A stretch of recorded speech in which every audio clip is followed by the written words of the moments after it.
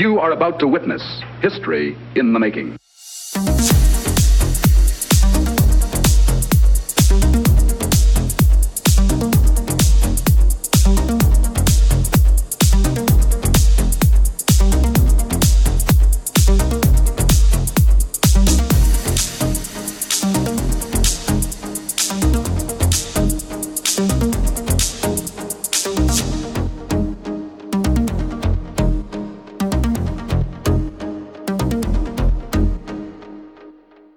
Hello everyone and welcome to episode 3 of the Pop Culture Gamers. My name's Haydn and I'm here with Steve. Hi Steve. Hello, how you doing? I'm not too bad. How have you been? Not great, because I've been on call, but that's another story. Well, we'll get to that in a second. So, this week's episode, obviously we're going to do the normal roundup of all of the gaming and movie stuff that we have like normal. Plus, we'll also have our big debate, which this week's our worst video games. Oh, sorry, video game to movies. No, sorry. What am I doing? That was episode 2. That was episode 2. Sorry. It is our most underrated movies this week. I'm just having a complete mental breakdown, obviously. So that's a really good start to the show, so it can only get better from now. So, Steve, do you want to tell us about your week? Well, yeah, there's not a lot to talk about, to be honest. I've been on call, so when I'm on call, gaming's a bit... I don't concentrate, really, to be honest, because I'm expecting my phone to go off. Nevertheless, saying that, it's now Monday evening, and Sunday morning I got a call to go to Victoria Station, so I was out all day Sunday, hence we didn't record yesterday. But what's good now is that it's now Monday, I'm on holiday for the week, so that's going to cheer me up no end. Well, that's good. Is that it? Yeah, honestly, there's nothing going on in this neck of the woods. It's cold, the heating's on, but I'm trying to get warm. So, yeah. Yeah. Well, I've had a much different week because this week I've been getting to know my new puppy. So I got a new dog, actually, before we recorded the show last week, but it's been his first full week of settling in. And for those of you who don't know, we named the puppy, or rather I should say my son named the puppy, but I was fully supportive of the name, Kylo Ren Chewbacca. That just doesn't make sense. You either call him one or the other. Come on. Well, my son and I were both agreed on his original name, which was going to be Chewbacca. No, that's still wrong. You should say Chewie. Yeah, but we're going to call him Chewbacca, but abbreviate it to Chewie. Which would be very, very fitting for him, to be quite honest with you. Is he chewing up anything of yours yet? No, because I just keep everything of mine out of his reach, because It isn't very high. He's very small at the moment, but he's going to grow bigger. And so, my wife turned around to my son and said, "You can name him." So my son call him Chewie. My wife then said, "I am not going to dog training," saying, "Come on, Chewie, come on." So she said, "Think of another name." So we ended up with Kylo as the first name, but he's actually really called Chewie. Does the puppy, when he sort of sits there, does he just shake his head and his hair goes in great locks? If you know what I mean? Well, it is a long-haired dog, yeah. So yes. I actually want to get him, like one of those sashes to go around him as well. I think that'd be really quite cool. Yeah. Thinking about Chewie, though, I don't know whether or not you saw the new Solo trailer, but yeah. Chewie had a double one. I didn't notice, to be honest. I did watch the trailers. There was about 3 or 4 trailers I've watched this week. So yeah, well, I'm quite looking forward to that. But anyway, going back to the real-life Chewie as opposed to the Star Wars universe one, yeah, he's a right little character. We actually got him from a few miles away from you. Yeah, you didn't say hello this time, did you? No, but the reason being is because we just had, we got to get down to Southampton from North Yorkshire for 10 o'clock in the morning. Oh, okay. So we set off at 4. Yeah, because no one actually knows other than the scene that you saw me. I saw you the time before, didn't I? So. Yeah, we came to see the dog to make sure it was the right dog for us, and then it was my intention originally to call back in and see you again, but because we were coming down so early in the morning, and with having a new puppy, we didn't know how he was going to be. We thought it'd be better part of valor to just get home as quickly as we could. Of course. But he's been fine, completely no settling in period. It was sort of like, as soon as he got home, it's like, yeah, this is my gaff. And he's been away, really. So last week's show, he helped me edit the show, sitting on my desk, laying over my arm. So, yeah, that's how small he is. He's smaller than a keyboard at the moment. That won't be for much longer, though. So, other than that, so lots of big changes and issues for me this week. Said goodbye to my boss of the last 5.5 years. She's moved off to the Department for Education, so that's going to be a bit of a change. I've had car troubles all week. The clutch went on my car. Took it in. Said, yeah, definitely need a new clutch, flywheel, all that sort of stuff. Got it back. Wasn't happy with it. Took it back. They had a look at it. Drove it away. Got 100 yards out of the garage. Turned around, went back in the garage. Said, still not solved. So they had it then when we were actually going to come down to Southampton. So we ended up coming in Jane's car. That's my wife. Which was... it was all right, but my wife's got a Corsa. It's not quite as nice as an Exio, which is basically the Audi A4 with a Seat badge on. So that was a bit of a pain, to be honest. But, we made it. It's fine, And then the end of this week, I went in to get my son hooked up with a new mobile phone. Or I should say an old mobile phone, because he's been nagging for one and he wanted an iPhone. So I thought, right, he can have my old one. So I went in and somehow managed to come out with him getting a SIM, my wife getting an upgrade, and me getting an upgrade. All at once. Not bad, eh? Yeah, not bad. So I've now got a iPhone 7 Plus. Oh, okay. So it's massive. So that's been me for this week. But it's been an eventful week, as you can tell by that. Yeah, did you get any sleepless nights with Kylo then? No. This is the thing. It's like really weird because my wife is dog mad. Okay, it's like dogs are the central focus of her universe. She goes onto her Sheltie Facebook group. Like we have ours. Well, she's on this one. This is actually how we found the breeder as well. Oh, okay. And anyway, what she decided was my son wanted the dog in his room, so we've got a cage to put the dog in on a night just to make sure, he doesn't wander and fall downstairs or anything like that, which is fine, because it's quite a roomy cage for him.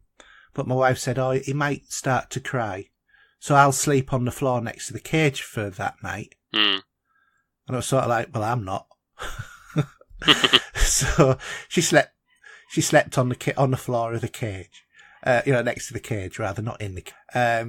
And then she continued to do that for 2 or 3 nights, and there's not been a peep, and now he's all settled, and, everything's all fine. Good.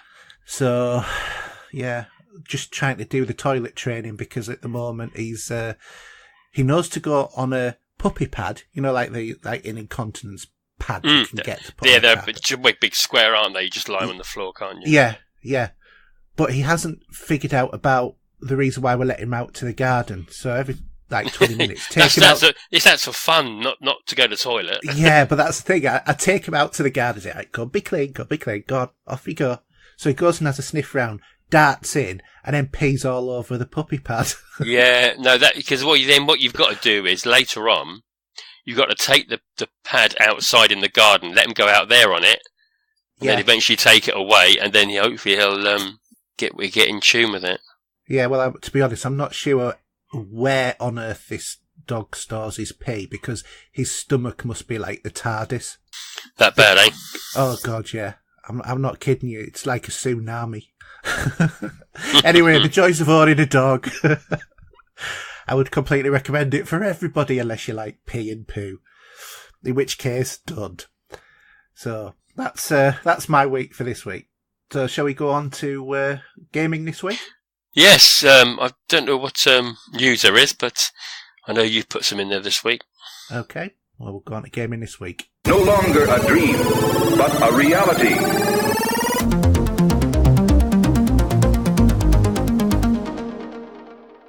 So this week, news-wise, Metroid Prime 4. So this is one for all of our Nintendo fans. Metroid Prime 4 is being developed by Bandai Namco for the Switch, which probably isn't such a massive revelation really, but Eurogamer has been reporting that multiple sources have confirmed to the site that the exclusive game is indeed Metro Prime 4 that is being developed.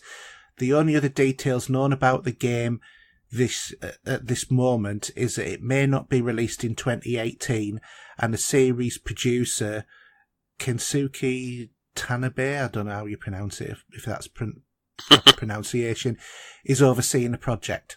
So that's all that's really known about that.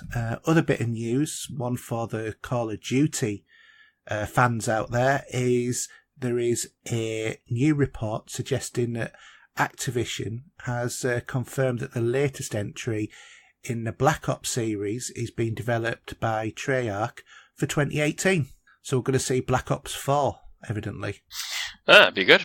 Yeah, I mean, it's been a bit of a up and down road, really, with the Black Ops ones, hasn't it? Yeah, well, this is alternate year on Treyarch and the other developers bringing them out, isn't it? And yeah, I've not got back into the swing of it yet with Call of Duty, to be honest.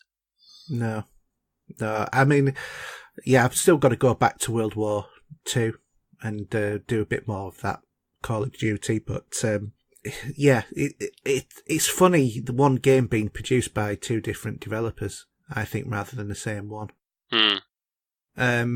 But yet they are always so similar, but I do think one's got a bit of more of an edge than the other. Probably, yeah. I think that, yeah, there's fans of both. There's some people that like both. There's some that like one or the other. So, not me though. At the moment, I just can't get into it. You can't get into Infinite Warfare. No, I've started it. I haven't gone back to it yet. I know I might well do while I'm off. But yeah. Oh, you need to go back to it. It is really good. Definitely. But okay. I'll try. Yeah. Well, we need it for you coming and doing the zombies with us. Oh, yeah, of course, yeah. Okay, so new releases this week. We've got Crossing Souls, which is a digital game on PC and PS4, out on the 13th. Most of these are on the 13th, actually. Dynasty Warriors 9 on PC, PS4, Xbox One. We've got Kingdom Come Deliverance, PC, PS4, Xbox One. Monster Energy Supercross, PS4 and Xbox One. Overcooked Special Edition on the Switch. Moving on to the 15th, we've got The Secret of Mana, which is a PS4 game. Bayonetta 2. Now, this is one game I would really like to get on the Switch, actually. And it's out on the 16th. We've got FE Digital, or FE, whatever it's pronounced. I think it's called Faye, isn't it? Faye, is it? I think so, yeah. Okay, well that's on PC, PS4, Xbox One and Switch. And that'll be out on the 16th. The Longest 5 Minutes on the Switch, which is 16th of the 2nd. And Radiant Historia Perfect Chronology, which of course with a title like that, it's dead easy to guess, can only be on the 3DS.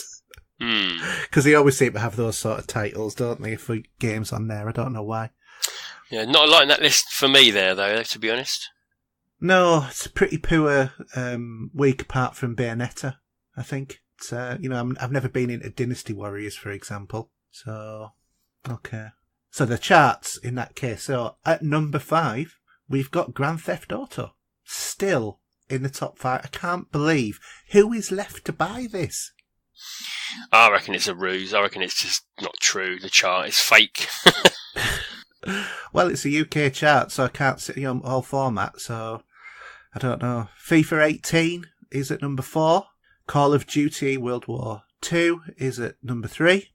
EA Sports UFC 3 is at number 2. And Monster Hunter World is at number 1. So that's one game that I need to go back to because I haven't had much gaming this week. So, do you want to tell us about your gaming week, Steve? God, yeah, I'll tell you on a postage stamp, to be honest. It's been great. Just a couple of little things, first of all. Injustice 2, still been playing that. I've hit level 20 with Harlequin. Yeah. So now I can go into the second meta universe that they've got, which is for level 20 characters. I just enjoy that. I'm looking forward to, I'm not sure if it's this Tuesday or next Tuesday, the Ninja Turtles will be coming in for release date on as the new characters in the roster. Mm-hmm. So I should be looking forward to that. I know fighting is a bit of a genre. There's not a lot of people out there playing this that I know, so it's only myself. But I never mind. It's something I get a good kick out of. Was it someone in the Facebook group who was saying it? Though? No, that was me, wasn't it? No, I mean other than you. Oh, I don't know. I didn't see that. Just a quick talk about Destiny. Crimson Day starts tomorrow, mm-hmm. which is the Valentine's event they call, isn't it? So 2 Guardians fighting together in the Crucible. So Haydn won't be doing it, I'm no sure. But anyone else wants to join in with me on that, give me a shout while I'm off. I don't mind going on that for a little bit. So I probably will drop in at some point. It's just that tomorrow night, I'm going to see the new Marvel movie. What, Black Panther? Yeah. So I'm not going to be able to do it tomorrow night. Yeah. Well, I mean, I'm free during the day. Remember, so I'm off all week. So I'm at as work well Monday, Tuesday. Actually, Tuesday, Wednesday this week. So yeah, but I don't know why I've done this because I've got Persona still to play and I haven't gone back to it this week. But the Ubisoft sale's on at the moment. Yeah. I think it's something like 60% off. They're doing something silly like that. Yeah, I've been looking at For Honor. And I just don't know. No, I'm not. I don't think I'd go there with that, to be honest. Yeah, I can't make my mind up with For Honor. I know, So what? I know I've heard people talk about it, but whether or not, I don't know. I really can't. I'm stuck on it. I want to buy it, but I think maybe not.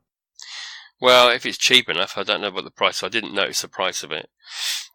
It's about £16 or £18. Oh, okay.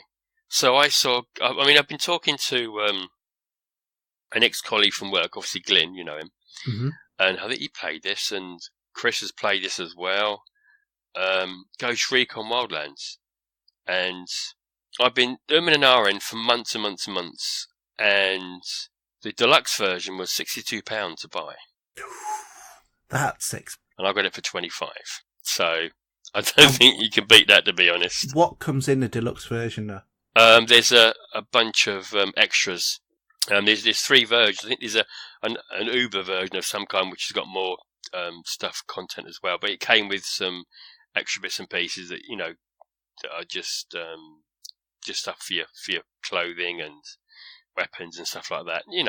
And some XP boosts as well, which I've not used. Yeah. Does it come with a season pass? No, but I think the season pass is cheap anyway as well. But to be honest, I'm not interested because that game's massive at the moment. So I could probably get that 6 months down the line, to be honest, really cheap. Yeah, that's true. But I mean, I've started it last night and created a character. And when you're out in the wild, it just looks awesome. It looks so good. Obviously, this had an Xbox One X patch in line with the other games at the moment that have been coming out. Yeah. Just looks incredible. It really does. And I haven't played a Ghost Recon game. I just can't remember. It's been such a long time ago. But at least this one you can play solo as well as in co-op. Mm. I mean, I'm still in the first area, taking out little missions, and I've been using bikes, helicopters, jeeps, buses of some small buses, and just having a blast, to be honest. And yeah, I can't, I mean, I should have probably gone down this route when it first came out, but I don't think it really matters when it came out. Do you know what I mean? Because I know what you mean, yeah. Games are so expensive. Oh, very much so. And this, I just think there's so much fun to be had in this. So, if anyone out there has got this and wants to jump in, I think you can jump into my story, even though you're probably going to be all kitted out with all the best guns and stuff. But saying that, the guns I'm using now are pretty bad, and in the first area, it's sort of like a level levels with one skull and crossbones, whatever it is they have there, to take out all the characters to get to the main boss of the area. But one thing I do love about this is, as much as I was originally diving in feet first and dying all the time, using that drone to pinpoint and get them to take out members of the gangs that you're infiltrating is brilliant. Really is. I love it. Yeah, it is a nice little addition, because I've got this on the PlayStation 4. Yeah, I should have known, but it's a shame. But I just can't talk highly about this game, and I know a lot of people out there. I think even Chef Allen's completed it. Yeah, he went through the whole thing, got the achievements, didn't he? Yeah. There's £22 for the standard edition on the sale. That's not bad, is it? No, but you can actually buy the whole game for £25 in Argos, for the standard as well. Yeah. So then you've got a physical copy, so you can trade. True. But at that price, I don't care about that sort of, Tesco's 20. I'm just loving it. I really am. But it'd be nice to team up. Could you have that? I think up to 4 people you can have in this. Yeah, I think it is teams of 4. Yeah.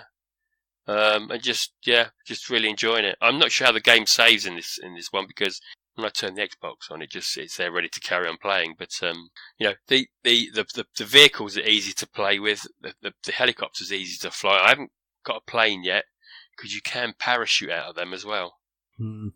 So that'd be pretty cool to do. But I'm really enjoying that.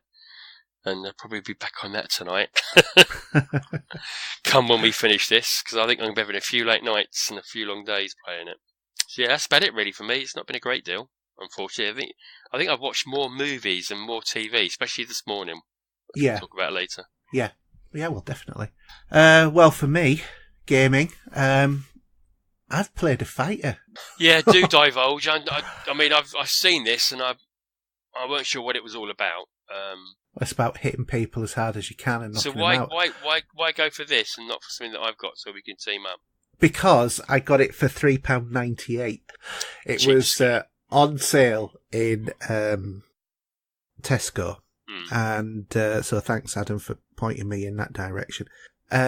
Basically, it's Marvel vs. Capcom Infinite. So I picked it up a couple of weeks ago, not done anything with it. So it's the 6th game in the Marvel vs. Capcom crossover universes, and it has characters from both the Marvel comics and Capcom in there, obviously, as the name would suggest.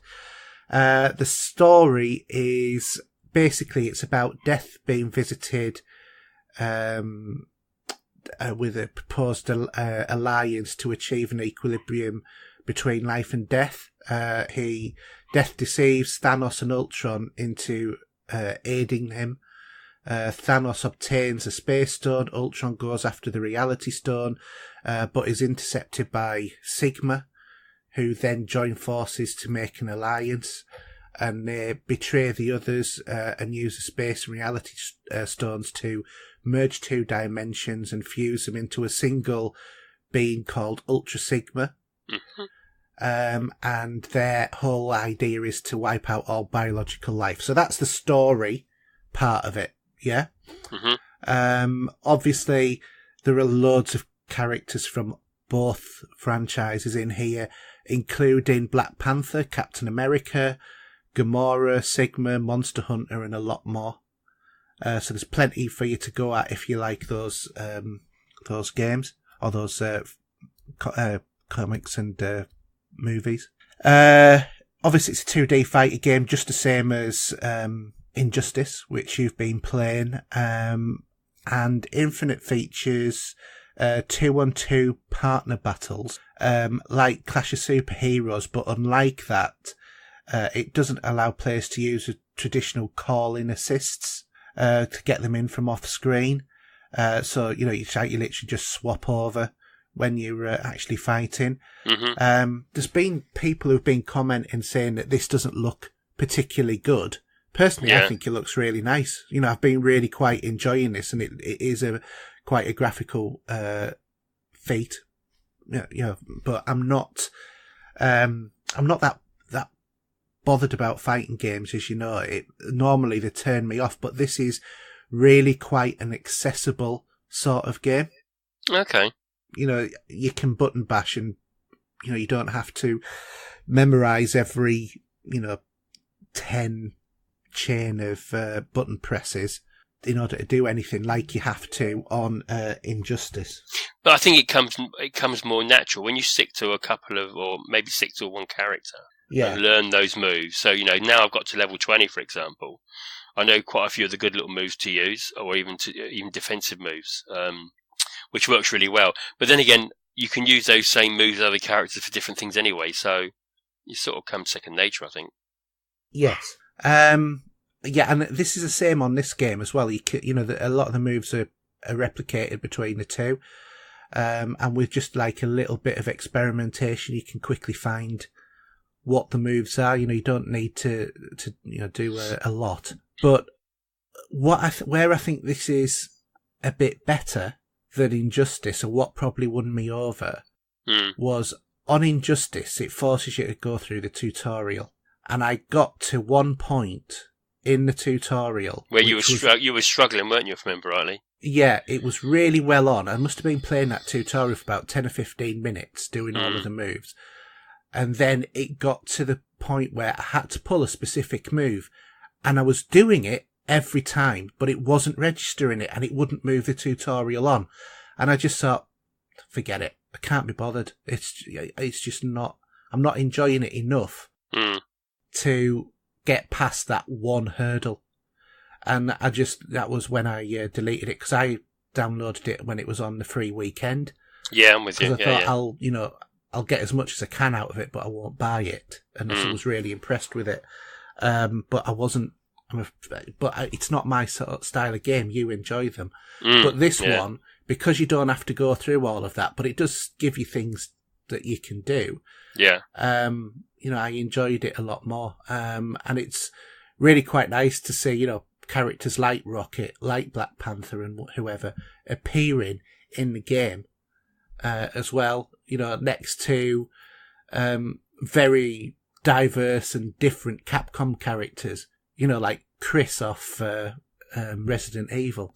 Well, yeah, they're from the Capcom side. Yeah. I mean, it's funny when they do this. I mean, it's in your head, you've got two different universes, haven't you? And, it's just odd. I know. I might actually give it a go sometime, just to see what it's like. Yeah, well, like I said, Tesco seems to be selling these off, so I would keep an eye out for it coming there. I might pop. I mean, I've got to. This is going completely off of gaming talk, but as in a couple of days' time is an important day for the women, so it means I've got to pop into Tesco. So I'll have a look. Oh, is that the day that you get a card that's not for the birthday or Christmas? Yeah, that's it. I didn't know it was your wedding anniversary. Yeah. Yeah, that's not yet. No, oh God, yeah, it is that in 2 days, isn't it? Yeah. Oh, well, I better get a card. Thanks for reminding me. So you're is this going to last for you, this game, or is it just going to be a sort of a fancy fling for a few hours? I think it'll be a fling for a few hours, but then when you get those sort of like points in a game, or when you're wanting to play that you don't want to, get involved into a heavy. You just want something quick and painless, as it were. Yeah. I think it's the sort of one I'd pop on to play. Because at the moment my go-to one for that is the Skyforce games. Yeah. What about your other passion in this? Is the achievements? Are they going to be easy? I don't know. I only, after playing it for however long I played it for, I only had one trophy appear, because this is PlayStation trophies. Oh, of course, yeah, I'm with you. So you're not really bothered too much then.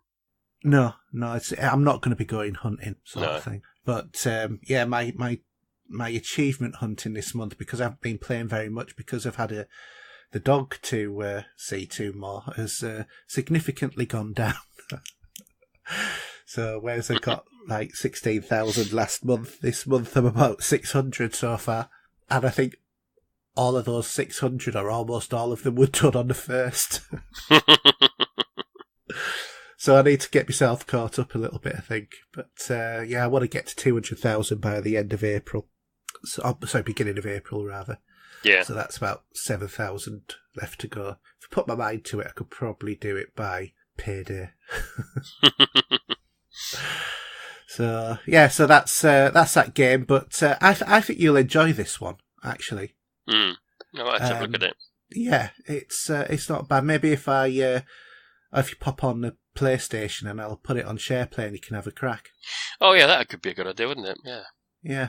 But yeah, quite enjoyed playing that one, which is, like I said, unusual for me. Years ago, I used to play these all the time, and I used to memorise all of the codes, in like Mortal Kombat, where you had like 3 seconds to put in a 10-figure code. Yeah. But nowadays, I just can't be bothered with it. But anyway, my other game is God of War 3 Remastered. Now, this is a PlayStation 3 game, wasn't it, originally? Yes. That has now come onto the PlayStation. And, you start off with the opening scene of going up Mount Olympus on the back of these giant creatures. And I just forgotten how epic it is. It was one of those games of where it came in the cycle, I didn't play very much of on the PlayStation 3 because, just was directing towards other things. And I'd really forgotten how much I quite enjoyed this game, to be honest. It looks fantastic on the PlayStation 4, obviously, as you would expect. I mean, granted, it's not, modern game standards. It is a remaster rather than, a from the ground up sort of thing. But yeah, it's really enjoyable. So if, for all those people who have been Xbox side for years, now hopped over to the PlayStation side for this gen, this is a game you should be playing. Really? Yeah. So for the likes of yourself, I would definitely look at picking this one up, and I think it's $8.99 on the store. Well, that's not bad. No, for the digital version, which is quite reasonable. Yeah. For what was on PlayStation 3 a AAA title. Yeah, no, absolutely. So well worth checking it out, to be quite honest. So like I said, I would recommend this as a game. So that's it. Really, really short. Amount of games this week. We haven't been playing much because of one thing and another, but fortunately we've got lots and lots to talk about on TV and movies. I don't know. There's even films I've not even mentioned in the notes that I've watched. Do you know what I mean? I couldn't. They're just too many. I know. Well, we'll go through them. But okay, so in that case, then we'll move on to movies, TV, and streaming. Okay, so news for this week. The new Cloverfield movies straight to Netflix, but there is a reason, evidently. It's crap. Is that the reason? That's a technical term, isn't it, that you're using there? It is, yeah. Evidently, according to J.J. Abrams, the whole point of the Cloverfield paradox shocker post-Super Bowl release was to capitalise on the element of surprise. So in other words, I didn't think it was quite good enough for cinema release.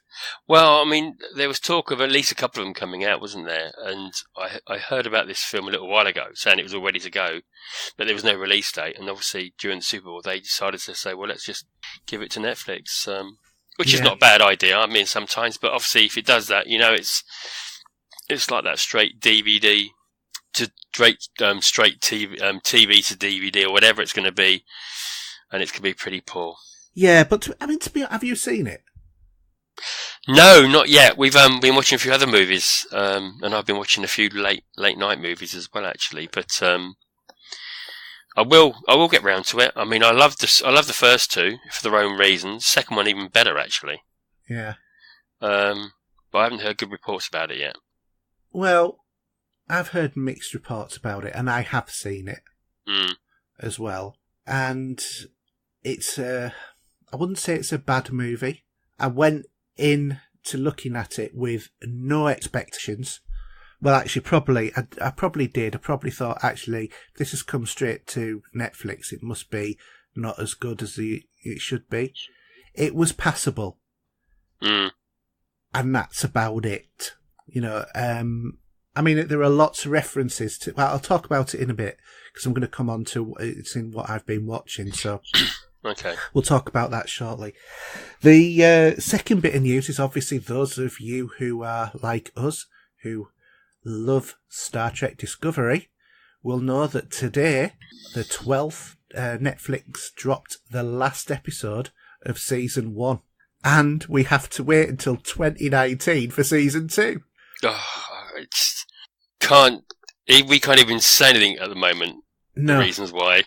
No. It was fantastic. Especially the last few minutes. Oh, those chills and my lump in my throat. I was terrible. Oh, it was. It was like pass the tissues, you know. Yeah. I mean, being honest, this episode concluded the story that had been going on over the whole arch. And let's face it, that's not a spoiler, guys. Everybody, you know, if you've ever watched any Star Trek, you know that that's the type of thing that happens. I'm not going to tell you how it happens. But it wasn't as good an episode as 2 episodes previous. Like last week's episode wasn't as good as the one before it. I think basically this was just tidying up the story, really. And if this was a movie, this was the last 10 minutes of the movie, wasn't it? It was, you know, it's because remember this story has been going on through every episode, which is something new to Star Trek compared to, you know. So really cool, enjoyed it. Yeah, and we are going to do a spoiler cast on it, aren't we? For all 10 of you that want to listen.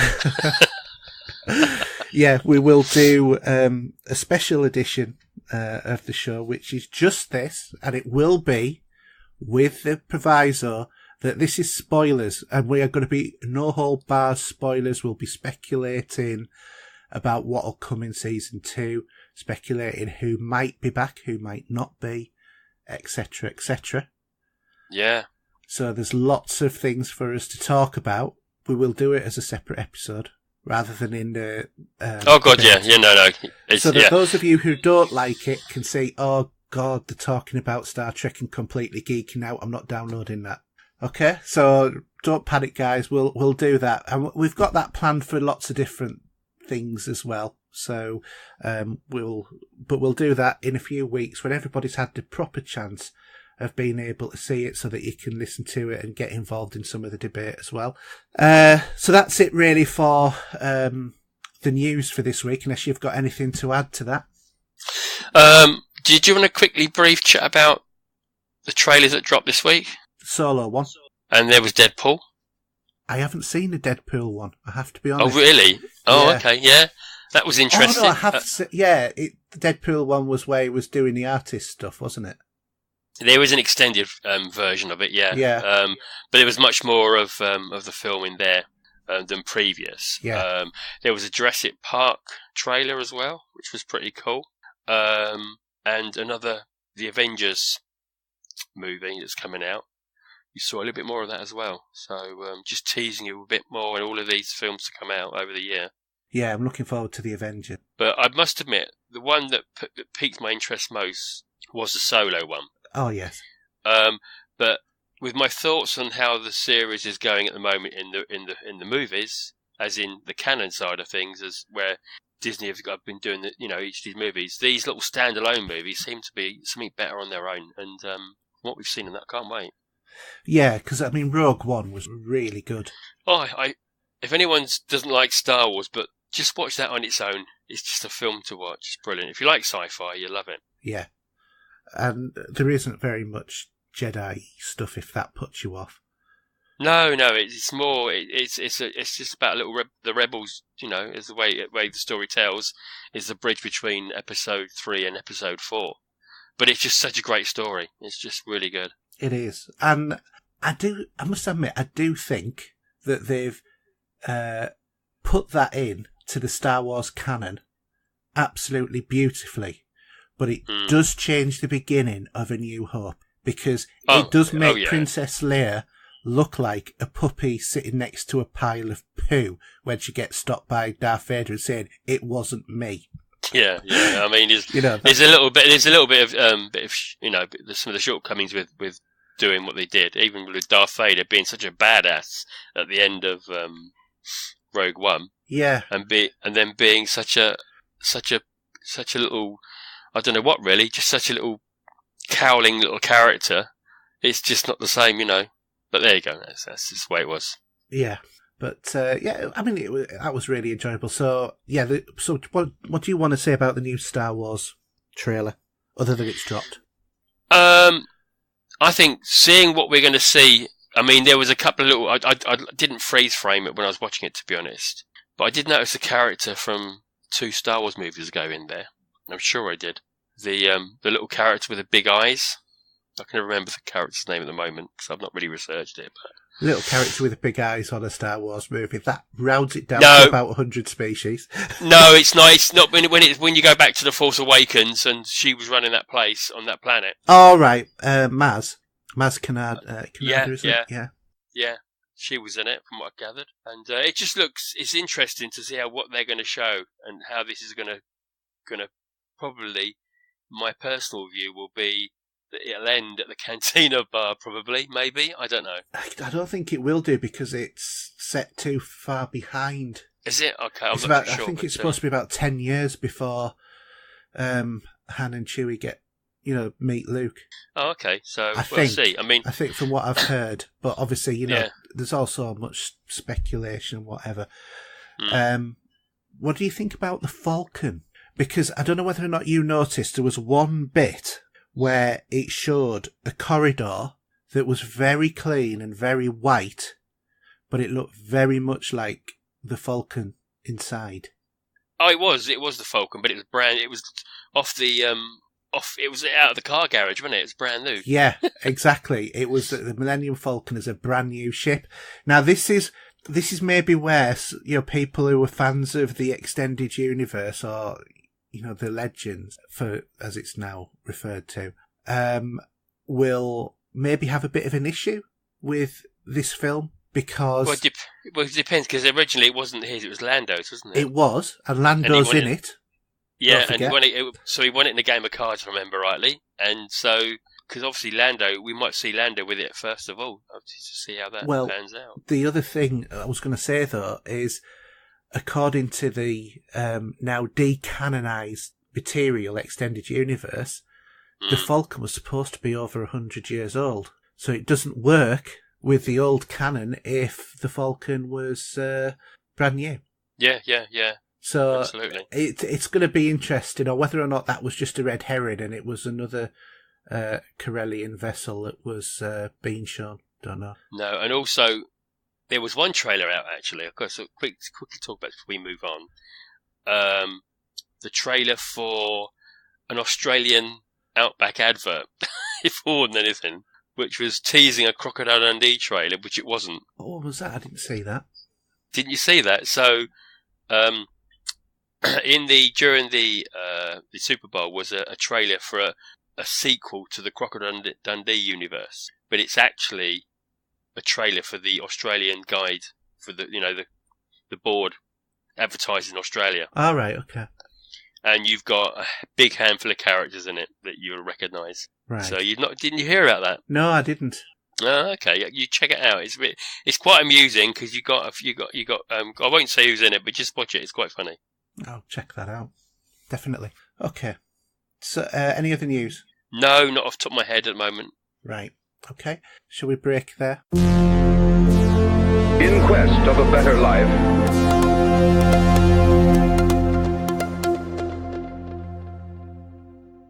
All right, Steve. So let's have a chat about what we've been watching this week. So, what have you been films have you been watching?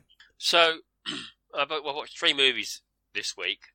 One I'll talk about in the debate, so watch one of those. So, but the first 2 films, forgive me in saying this, but I took my brain out, put it in a bucket, sat and watched these 2 movies, and laughed my socks off. Yeah, they really are check your brain at the door sort of movies, aren't they? They are, and some people might say, "Oh, they're crap," but no, honestly, if you take them for what they are, and they're a bit of a laugh. The first one was Chips, which obviously is based on the TV show of the same name. This one's a rookie officer who's teamed up with a hardened pro at the California Highway Patrol, through a newbie, soon learns his partner is really an undercover federal agent trying to investigate some heists and some cops that are being killed. Actors in this is Michael Pena and Dax Shepard. Now, they work pretty well together. There's a lot of laughs. There's a few cringy moments. But yeah, really good. I mean, even I say in both of these films, my missus was laughing in the jokes. Well, if you can get your missus laughing at the jokes, you're on a winner when you're behind. You are.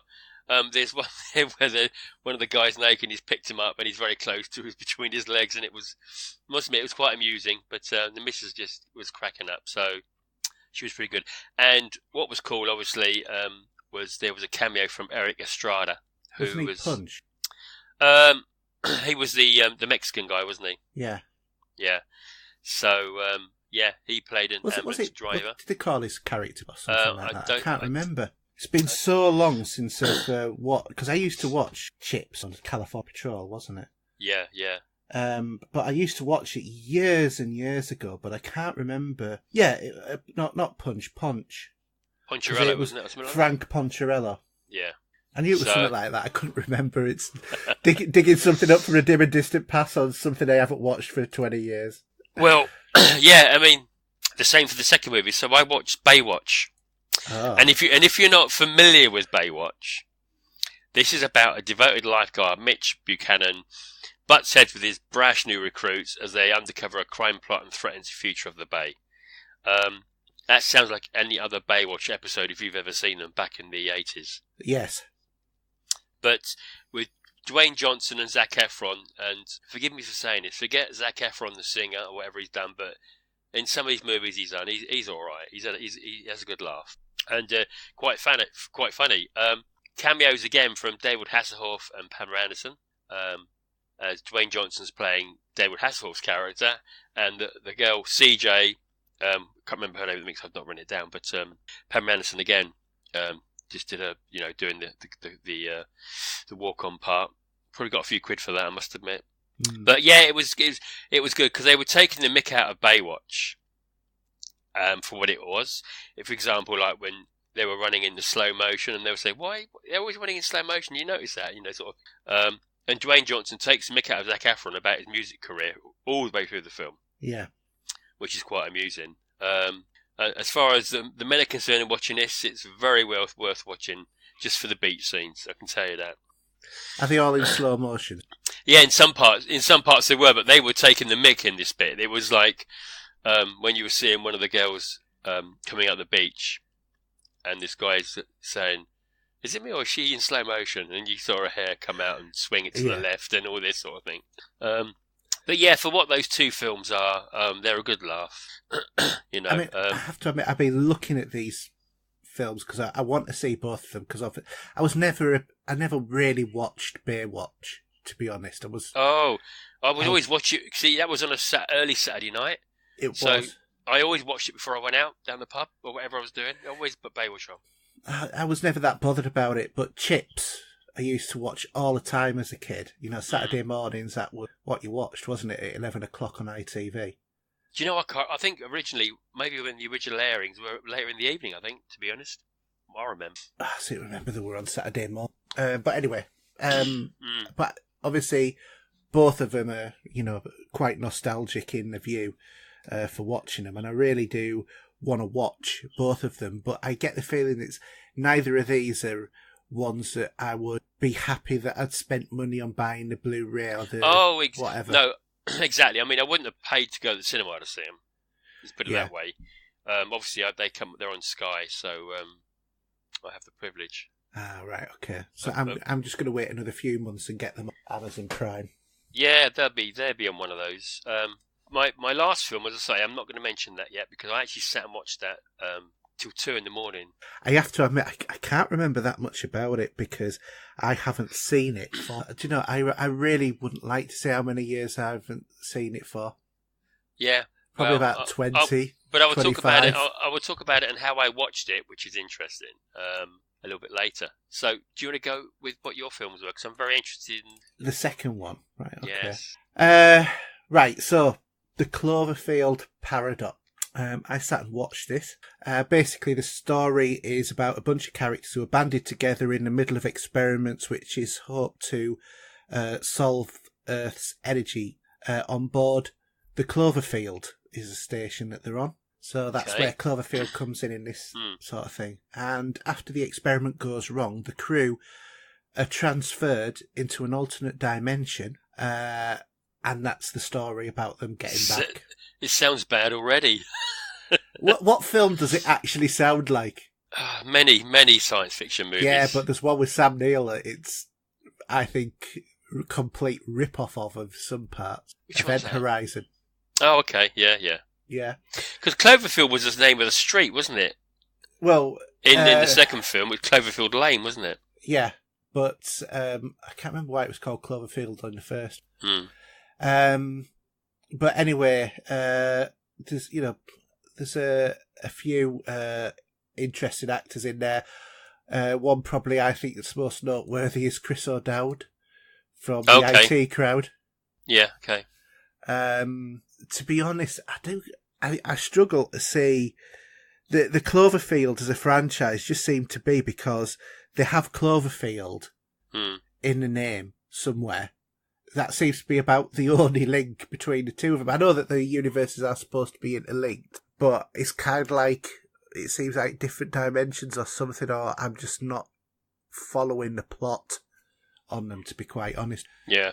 There are crossovers between the different universe, the different films, like some of the company names, like Slusho, for example, the drinks. On I think on this film there was like a little Slusho figure in one of the scenes, and then in the other two, one of the movies, one of the characters had been working for one of the characters drunk Slusho somewhere in the film, the same in the previous one, or there was a picture or a poster on a wall, something like that. And there's another couple of companies that are named in each one of the movies as well. And of course, there's always something called Kelvin in there. Yeah, okay. Yeah. Mm-hmm. So, I don't know, maybe actually Star Trek, the 2009 one was actually the other Cloverfield movie that we haven't thought about. Yeah. But it is a straight-to-streaming movie. And I think with good reason. It's a passable film. I went in with it without really having an expectation of it that strongly. Yeah. And a bit of a check your brain at the door sort of thing. Don't overanalyze it or anything like that. And basically what I feel like I watched was a bit of a reimagining of Event Horizon, which wasn't one of my favourite. Maybe that should be one of your worst movies. I would say it's one of my worst movies. It doesn't appeal. And this is a very lower middling part of the road. Bordering on poor, but it's not quite poor, do you know what I mean? It's good production value. Yeah. The effects are fantastic, but it was enough to keep me watching, but not enough to keep me engrossed and following the story. Do you know where I'm coming from with that? Yeah, I see what you're saying, It's sort of like you're drifting off. So I kind of came out of that film and thought, what the hell did that have to do with the other movies? And if there is a link, I've clearly completely missed it. Other than the word Cloverfield being made as well. There are other little things, like there's a bloke who does a video who has the same surname as John Goodman's character from the last movie. So the theory is it's the brother of, or something like that. There's a few little things like that there as well. So there's lots of crossover-y bits, but it doesn't feel like a cohesive universe. If you think about the second Cloverfield movie, that didn't feel like anything to do with the first one, did it? Or did you think it did? No. And they're like three standalone movies, to be honest. Yeah, with shared similarity. So it's sort of like, it's almost like the whole point of them is that they're just alternative Earth. True, they're roughly the same sort of like time-marky storyline. So that's the best way that I can really think about it. But yeah, it's... if you like Cloverfield, you may like it. I know that we've had, one or two people we know who've seen it, like Head Chef Alan, who's really hated it. But it's passable as far as I'm concerned. Yeah, okay. Okay. Second one, Blade Runner 2049. I hope you're going to be kind about this film, because it is my film of 2017, so... Well, to be honest, it probably took all of 2017 to watch it, because it's not exactly what you call a fast-paced movie, is it? Oh, don't knock it. It's a fantastic movie. I think it's a good movie, but it's a movie about nothing. Well, that's on your point of view, isn't it? Yeah, but I'm not the only person who thinks that either. I was talking to somebody I know on Facebook yesterday who basically had exactly the same point of view as I had. I mean, don't get me wrong, I enjoyed the movie, but it did have the same pacing as the original Blade Runner. Well, it has to, I think, to be honest, because of otherwise it'd be like 1,000 miles an hour movie. I don't think it would work. Do you know what I mean? I think the way that the drama unfolds, even throwing you a curveball along the way for a bit. Yeah, and I fell for it because I messaged you, didn't I? Yeah, you did. But I just think I love that universe, and it's just I'm not gonna. It's not like I've got sort of these tinted spectacles, but it's just a fantastic movie.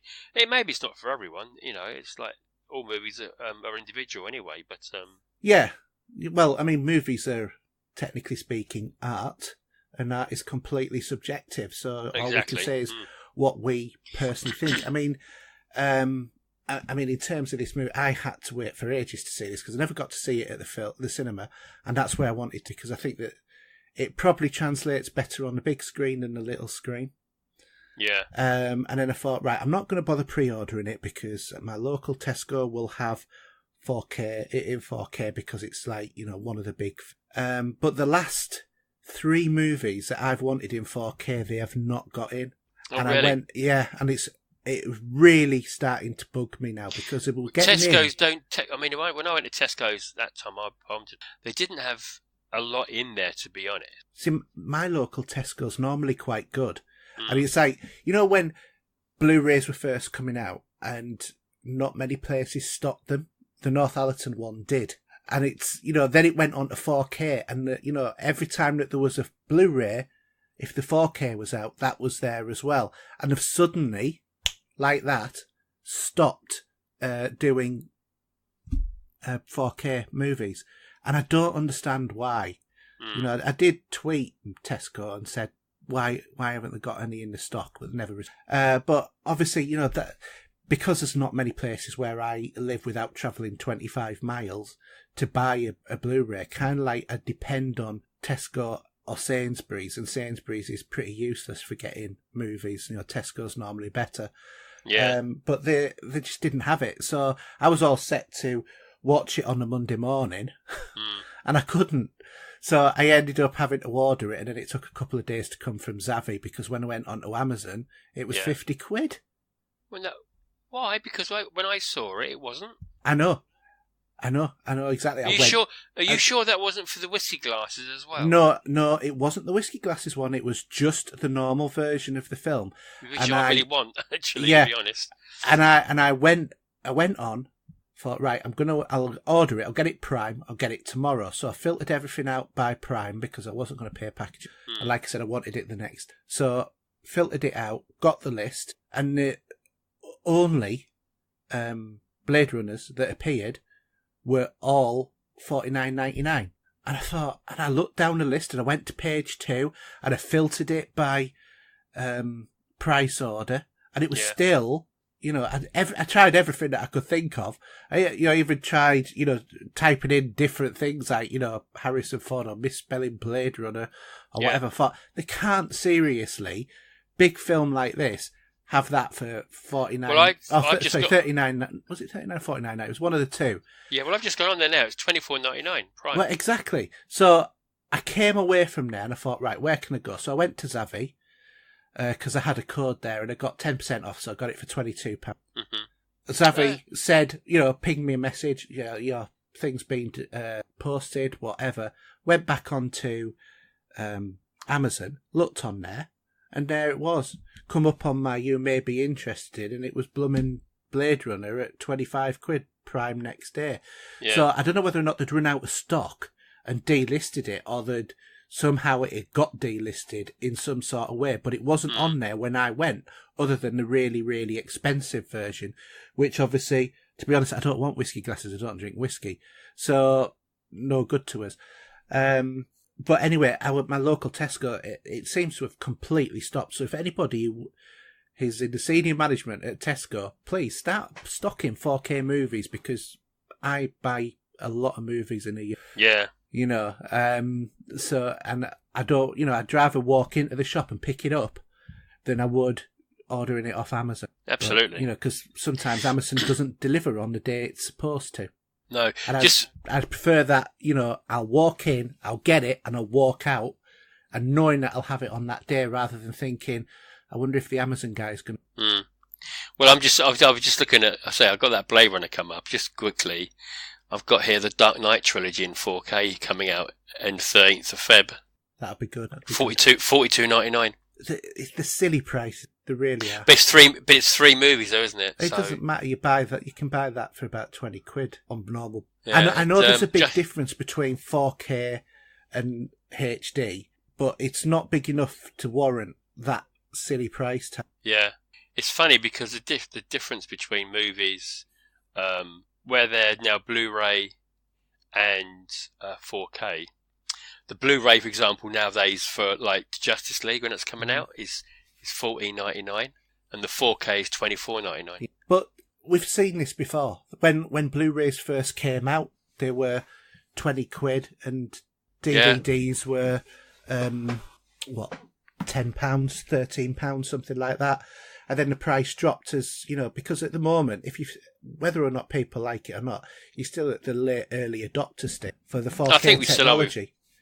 Yeah, I think so. But, I remember years ago when we moved to DVD originally, back in the late 90s, I remember buying films for £25 back then.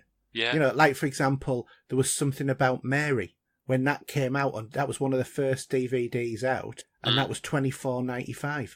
Yeah, you see, you can get you'll be talking about Kingsman in a minute. I mean, you can buy the box set with the two movies on Blu-ray for $19.99, or the Kingsman movie for $25. Or is it $19.99? Kingsman is 4K is $19.99, and the sequel is the same price, £20. So it's £40. Actually, I've got another one here, $18.54 for the Kingsman Secret Service. So, yeah, but the region free is $37.99, which is understandable. But yeah, it's horses for courses. Well, I mean, I've for a lot of years always had the latest technology in terms of films. I mean, I had a Laserdisc player when people had video, and there I would be paying, and this is really early to 90s up to late 90s when DVD came out. I was, for some of the films I had, like Mission Impossible, I paid £35 for that because I had to get it as import, and that was before you could buy imports from Amazon, because Amazon didn't really exist. And the new technology for films always costs a fortune. It does. I think it's cheaper now than it has been in years previous, because obviously, you're still paying £25, but £25 now compared to when DVD to Blu-ray is obviously of less value than it was back then. Yeah, and going to the cinema, you can spend about that easy for one person on a ticket. So if I take my son and he decides he wants to have everything, it costs me about £35 if it's cheap. And that's the two of us. I thought Ragnarok is £25 4K. What's that, sorry? Thor Ragnarok. Yeah. That's 26th of Feb. Yeah. We'll be mentioning that later. Well, I'll be buying that. That is a fantastic film, is Ragnarok. Really enjoyed it. So I think everyone's 4K collection is going to get quite large over the next year. Yeah. But companies like Tesco, Sainsbury's, who, do sell Blu-rays, and, you need to take stock. You need to be ordering in at least a few 4K movies. I mean, I couldn't get Valerian. That was another one that I wanted to get in 4K. I got that. Where did I get that? Did I get that from Amazon or Tesco's? I think it was Tesco's in the end. Yeah. There was Valerian, The Dark Tower, and now Blade Runner. Excuse me, yeah. And I'm sure there was another film I tried to get on 4K and I didn't have. But ironically, they had the latest Planet of the Apes movie on 4K when it came out. Yeah, I'd probably go for the box set of those. Yeah, it might be a good idea. But if it's on Blu-ray or 4K, it's going to be really expensive. But anyway, should we go back to Blade Runner? Because we've gone off a bit of a sideline there. So the sound score on this film, I know it wasn't Vangelis, but God, it was a good soundtrack. Oh, I already got that. And I think it's very faithful to the original movie as well. Oh, it is, yeah. It's got that same atmosphere. Yeah. And I tell you, it was loud in the cinema. It was incredibly loud. I loved it. It really sort of went to your chest, literally, inside your body. Yeah, that sort of the bass and all of that. Yeah. Incredible. But I think the thing that has stopped it for me, why I didn't enjoy it as much, is I think that if you'd have cut out some of the unnecessary pacing, you could have had the film done probably about 45 minutes. Well, everyone was hoping for a director's cut, which would have been even longer. Well, hopefully they would have put more story in, to be honest, because a lot of it was about who was it who played the main character? What was his name? Oh, Ryan. Oh, who played it? Gosling. I keep thinking Ryan Gosling. Half of the movie was about him standing there looking moody. Well, he had every right to, really, didn't he? Yeah. But the story, I mean, on the original movie, replicants weren't allowed on Earth.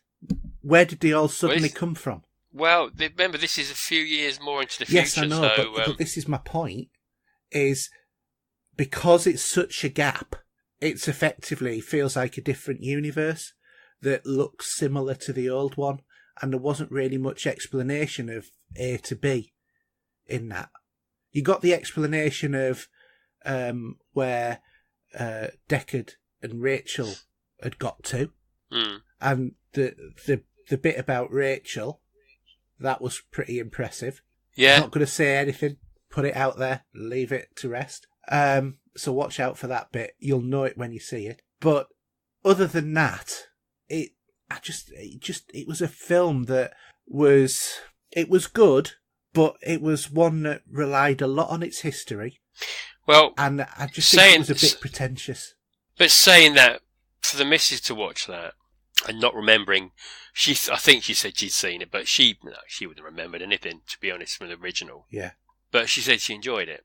So, I mean, it's again, these sort of films like this, this will be another cult. I mean, this flopped at the box office, believe it or not. I do believe it, to be quite honest. So I know it was one of your. I know. No. It's your opinion. Yeah. That is fine. I'll kill you later. But to be honest, this will be another cult movie. It's simple as that, and it will be. And it will be. It will be. But I mean, then again, we have. While I appreciate the cult status of the original Blade, I don't think it's one of the best science fiction movies ever made, and I know that you do. And but there's nothing the matter with that because we're both entitled to our opinion. Yeah, I mean, when you see my list of underrated movies later compared to yours, we have very diverse tastes around the same theme. But do you know what I mean? And that's the way it is. And I was looking on the internet, seeing what people were saying they thought were their underrated movies, and a lot of them were coming up anyway. It's just again, it's taste, and if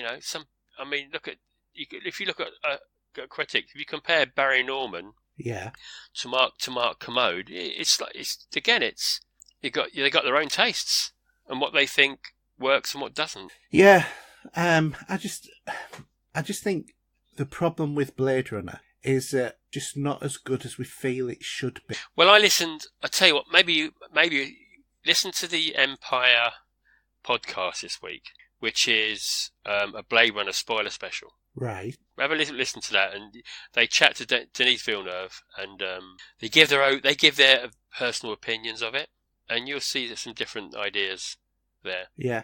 It was interesting, actually. I listened to that Friday night on the way home, stuck in traffic down on the south coast. But and that's a good podcast to watch, by the way. Promoting other podcasts, the Empire magazine, well worth a listen. Yeah. Anyway, do you want to crack on with your next one? Well, actually, I just want to ask you one question about Blade Runner. So, yeah, Deckard. Yeah. Is he human or is he a replica? Well, do you know what? If you spoke to Harrison Ford, he'd say he isn't. Do you know what? If you spoke to Harrison Ford, I think he would probably say, "Who gives a flying expletive?" No, this has been said. Honestly, he says no, but if you talk to the director, he says yes. And there were suggestions in this movie that he was. But if depending on what, I think it does make a bit of difference in what version of Blade Runner you've watched as well. Yeah. Because you've got the one with the sequence unicorns and everything. Yeah, I mean, to me, going back to the original, the best version was the first version that I saw, which most people hate. Which is a theatrical version. It's a theatrical version with Harrison Ford doing the voiceover at gumshoey sort of style, because that gave it a bit more character. I saw that in the cinema when it came out, and I went three times in a week to watch that when it came out. And I've watched I think I've got 5 versions. Yeah, because it's on the special edition that we both have, Yeah. And honestly, I tell you, I know you might not, check out the documentary as well. Yeah. It's brilliant. Really, really in-depth documentary on the making of the original Blade Runner. Yeah. The director was pulling his hair out making that movie and tearing it. I can imagine. How can I cut out 3 hours of pretense in order to get it to the cinema? But no, that's just you. That's you being Haydn. That's not being anyone else. That's you being Haydn. So I know exactly what you're like. So yeah, sarcastic. Yes, absolutely. Yeah. Yes. Okay. So now on to a crap movie we're going to talk about next. Yes. Now on to another movie that you just have to remove your brain and park it at the sides. And to be honest, it's no more, and I'm going to use your term, crap, than Chips or Baywatch. Yeah, because I haven't seen this yet. Okay, I'm probably going to wait until it comes out on Sky now, which won't be long because they're advertising at the moment for the store. That means it's not too far behind. I've watched the first 10 minutes. But I can still put the first one on any day of the week and sit and watch it. Oh, the first one is much better. But that doesn't mean that this is tremendously bad either. It's just, it didn't live up to the original. And let's face it, because we're talking about Kingsman: The Golden Circle. So let's face it, how many movies on the second round, hit it well?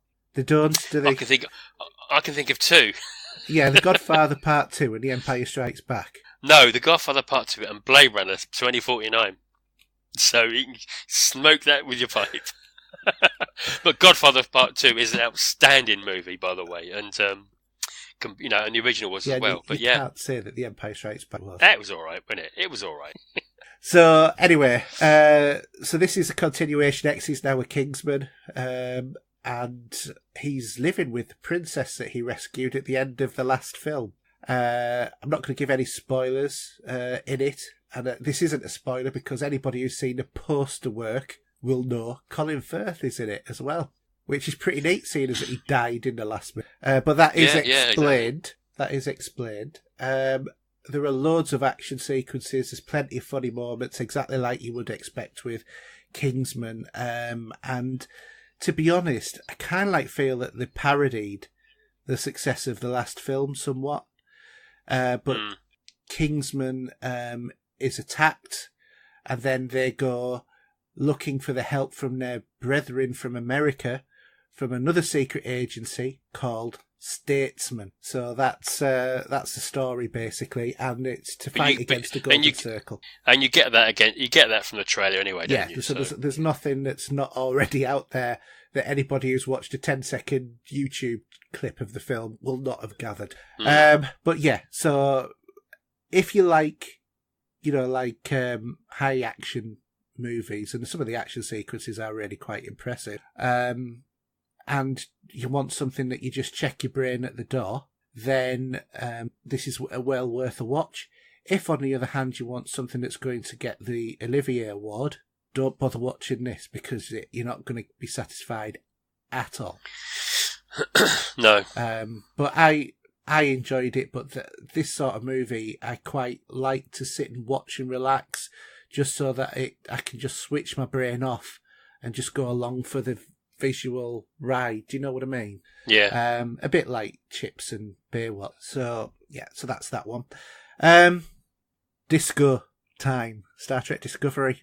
We can't say much, can we really? We can't, other than to say, watch the final episode. And it wasn't as good the last 2 weeks as the previous weeks, being honest. But it was, I think the last 2 episodes of the season are more setting the scene for the next. They're concluding one season and setting up the next season. And that moment at the end, oh my, it was, well, you said you had goosebumps. I did have a lump in my throat, and I got the tissues out. Yeah. And I thought, oh. Yeah, pretty much similar to me. So all I can say is that this, after I'd been really very sceptical, I eat all my words about this from before. Hey, believe it or not, and my wife will agree to this.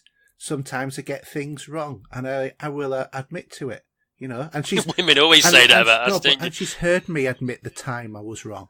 Yeah, yeah. When I told you, I think when you were around my place, wasn't it? If I remember rightly, or was that?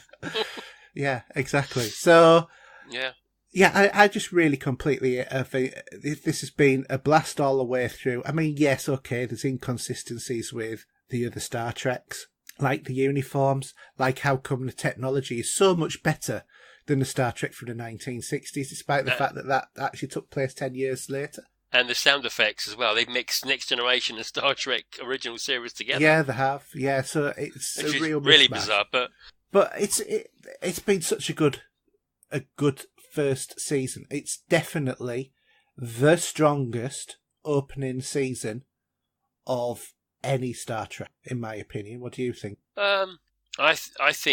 I think again, what helps it is the production value. Yeah. Which I can't believe. I watched After Trek later this afternoon, and they was talking to the producer, director, and everyone else, saying, you know, how did you make this with the budget you had, you know? But they didn't say what the budget was, but I can imagine the budget for this must have been. Well, I think off the back of that, the amount of people that probably subscribed as well, or in the other case, CBS have got their own service, haven't they, in America? Yeah. So they'd have watched it that way. It's the strongest start to a TV show. We're going to go. We won't talk about the original series because we weren't around for that when it came out. Well, we were babies, like me. But no, I wasn't even a twinkle in my dad's eye at that point. No, you weren't. But when Next Generation come out, I mean, this wipes it all in the floor to a certain degree. To be honest, certainly. I hate to say that, but it's just. I mean, they got some unknowns here playing these characters, especially some of the bridge crew, and they've done fantastic. Yeah. I mean, Tilly, I love her to bits. She's brilliant, and I don't know. It's just they've really gelled as a team there. Well, let's face it, you didn't pay any attention to Tilly until it got into the Mirror Universe, and then you went, that's whoa. Actually, no, I thought she was quite amusing because she was a bit of a bimbo at first, you would have thought, when she first shared the room with Michael, and, you know, but yeah, no, it was really good. And it's funny how it's come a full circle. Yes. In one way. Yeah. Without saying anything, but we didn't expect the show to go where it went, for starters. No, certainly. And actually, even to come to an end and how it finished, it was, you know, brilliant. I replayed that last 10 minutes 3 or 4 times this afternoon. Although I must admit, I did discuss my theory with Alan the week before the big, you know, the really exciting episode went. And it was true. But it was absolutely fantastic. And hello, Jason Isaacs. But he was brilliant. I nearly said something, but I'm not going to. Yeah, you can't say anything. But no. I do hope we see more of him in the show. Oh, we do. I have theories, which I'll keep until the spoiler. I've got a few theories on this, which I think will be interested in some of the directions that they may or may not go. Well, I can say I was about to say something else, but I can't.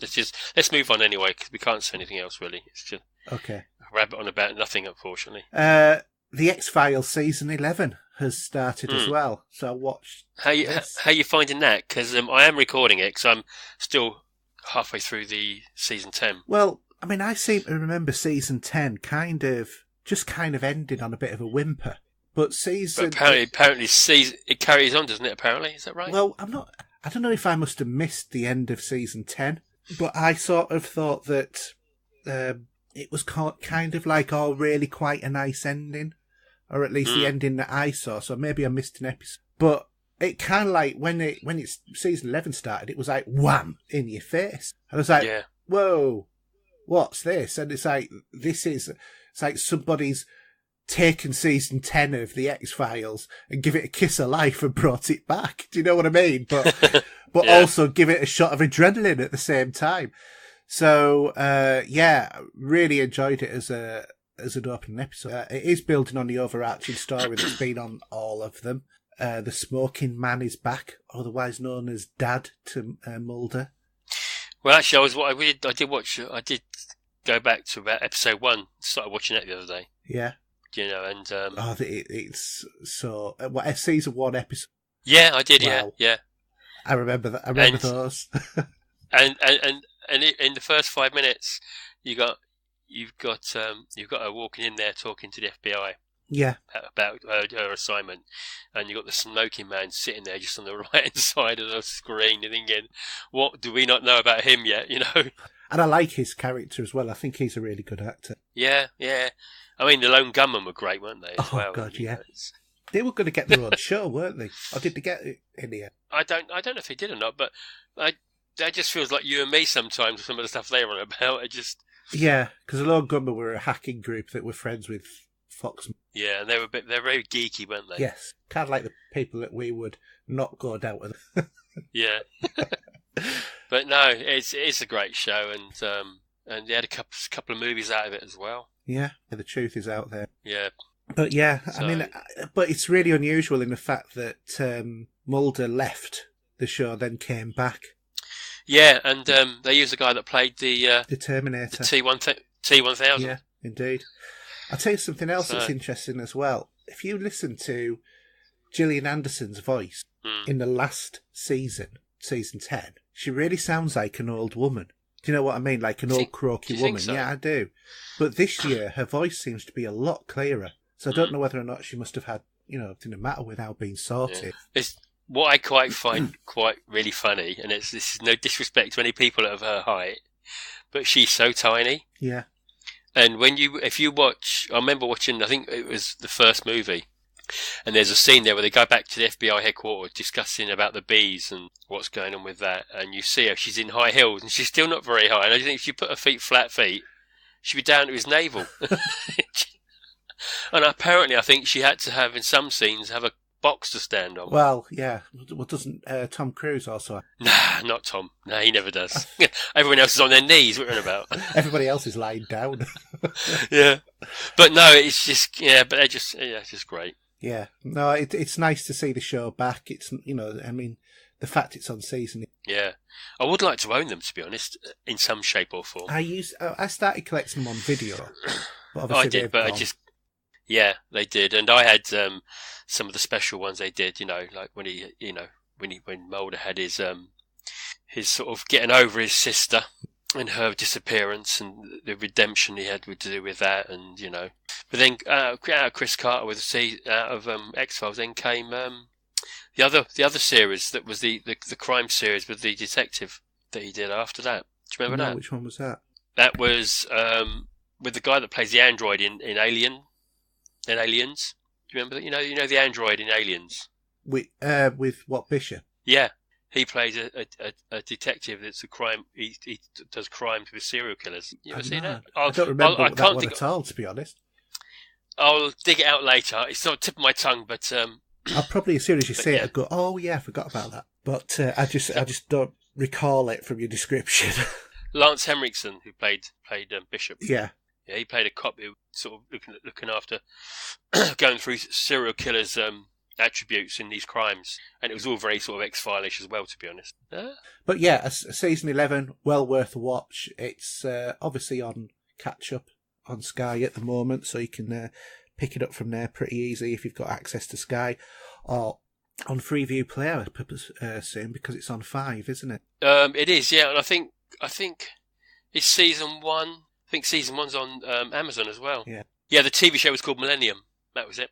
I know I watched that, but I can't remember anything about that show. Yeah, he was a psychologist with serial killers. You know, it's weird. I remember the show. I remember the title of the show. I remember watching the show, but I remember literally nothing about the show. It was 1990 when it started. Okay, so it was 22 years ago, so that's, you know, obviously the Alzheimer's is starting to settle in now. I just don't remember it at all. About anything about what happened in that show. I remember watching Sequence, but I don't remember that. Yeah. But say by Chris Carter, who obviously did the X-Files. So yeah. Okay, so that's it for the TV, movies, TV, and streaming roundup for this week. So we'll move on to a bit of tech talk from the laboratories of.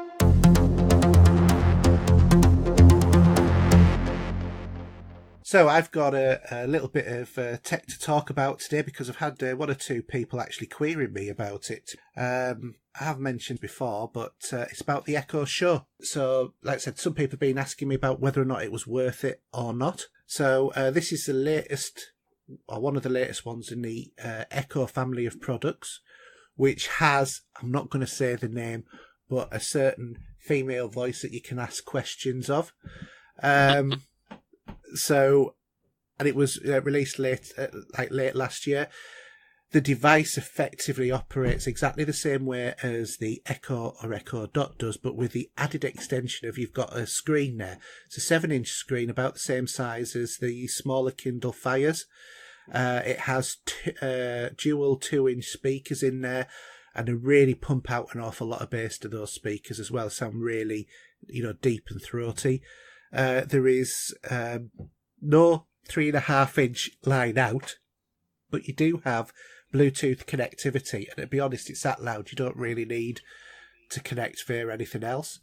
It has a 5-megapixel front-facing camera. And other than the actual device, there isn't much in the box other than a USB cable and a power adapter. So you don't really get, there's no gadgets to go with it or anything like that. No. What is good is the screen has a number of advantages, such as you can watch Amazon Prime videos on there. So, for example, you can say device, put on Grand Tour on Amazon Prime Video, and it'll start playing it. You're being very cagey here of not saying that word. I am, because people have said please don't keep saying that word on here, but it sounds like Alex, and it ends with an A. So the screen has another feature, which is when you play music, a lot of the songs it actually comes up with the lyrics for, and it highlights the words that they're on in the song karaoke style. So it's great if you want to stand there and sing, looking at the screen, doing your karaoke. But it's also quite good sometimes when you're watching, the lyrics go by. Is in what was that line that I don't quite understand what they're singing the song. Do you know what I mean? Because you always get those, and the songs I've been singing for years, thinking it was one thing and it was entirely in. But yeah, the sound's really loud, really bassy. All of the full range of skills work on there, and here's the great one. What you can actually do is you can say device name, ask any pod to play Pop Culture Gamers. And it'll play the podcast as long as you've got the AnyPod skill enabled. So you can listen to that on it will work on any Echo device, but you can listen to the show on anything that way. One thing that I really do like is, as you know, I've got a Ring doorbell, the ones with the video camera. And there is a skill for that. So I can be sat upstairs, doorbell rings, and I can device, show me my front door. And then it'll show you that, and then I can decide to talk to the person at the door or go and answer it. So, that's really quite neat as well. So if you've got, one of those sort of, device is really good, but obviously it'll control any smart device in your home that's got the Echo enabled skill that go with it. You can also set up of the device, really super easy to do because you've got the screen. So you know how you had to do it on your mobile and sometimes it didn't work and that for the other ones. This one... That was a mess. Yeah, it was.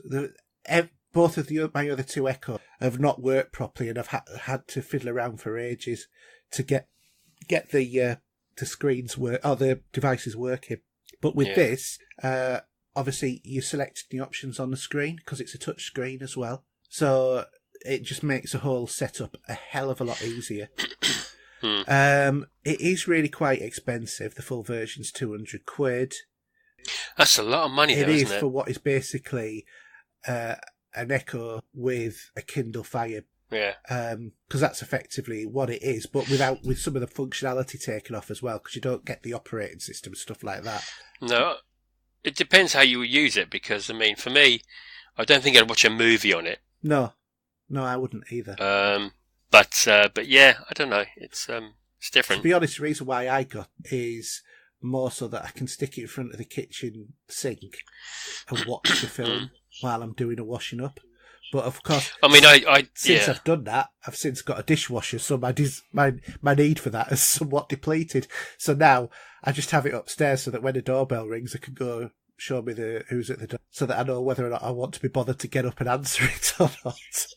No, I mean, sometimes what I've done is if I'm going to do a bit of cooking or I'm doing a bit of washing up or whatever, I might put Sky Q on my phone and just turn it sideways up and have a bit of telly on while I'm doing it, you know. Yeah.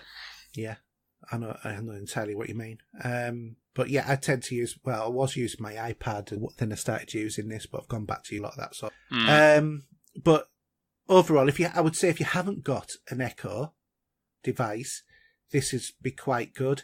If you have got one, the screen doesn't really add much to it unless you want the functionality of being able to look at your Ring doorbell. But then again, why would you do that? 'Cause you could do it on Windows, your tablet. There is something controversial about this, and that is just like the Echoes and the Dots are always listening to you, and they send the recording from when you say the device do whatever, and then you stop talking, it sends that audio clip. What this one does is it sends a video clip with you because the camera is always on unless you switch it off. Yeah, so a lot of people might not like that. No, and when I was talking, originally I thought I'll put this in the bedroom.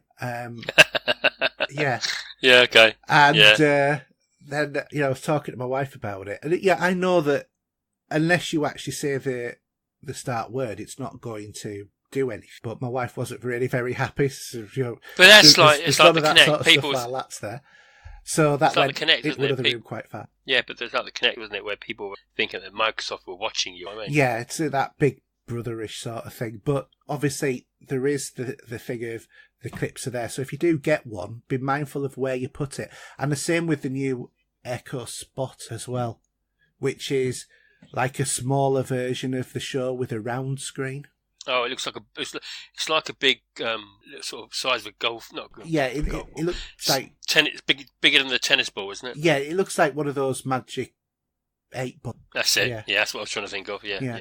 So, but anyway, that's it. So, I quite like the device. Like I said, it's got really nice, good, solid sound. Does everything that the other ones do, but I think it's more of a luxury one than it is necessary because you can watch Amazon Prime on anything, just about. And, you can watch probably more services on other devices because you can't watch YouTube on this. They took away that skill, which is annoying.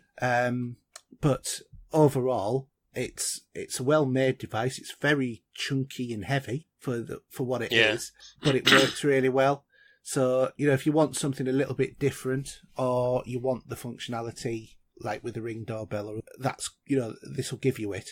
And also the other thing I forgot to mention, if you know anybody who's got one, you can video call. So that might be quite useful if you've got, relatives in Australia and you want to see. It's an alternative to Skype, so you don't need to, power up your laptop or your PC or Skype. So we'll have to test out the mic on calling each other on the dot. Yeah, well, we'll have to add each other as friends, won't we? So because I don't think that we've done that in our contacts, but I think that we should try doing that. So yeah, I think that. But yeah, I mean, in terms of the Echo products, I really like them.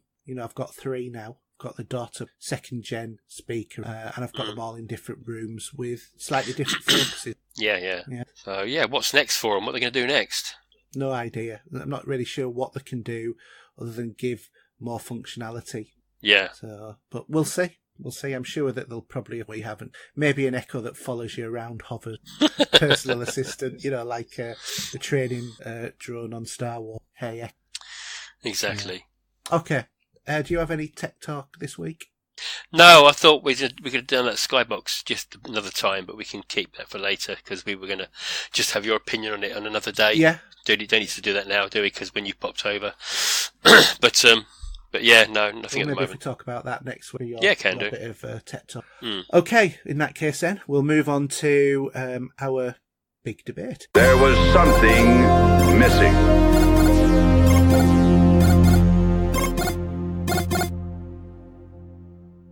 Okay, so for this week's big debate, we've got our most underrated movies. And I think we've got some good ones here, actually, because you've got completely different ones to what I have.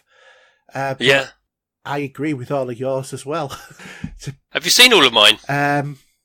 Well, I'm not anything that's Blade Runner-ish. I'm not going to actually mention. Well, but I didn't want to put that in here because this is other set of movies. But no, have you seen all the list I've written down? Have you seen every one of them? Yes, I have. Some of them are my memory of them are a little bit sketchy because I've only watched them once or twice. Yeah. But generally speaking, yeah, I've seen all of this. Have you seen all of mine? Let me have a look.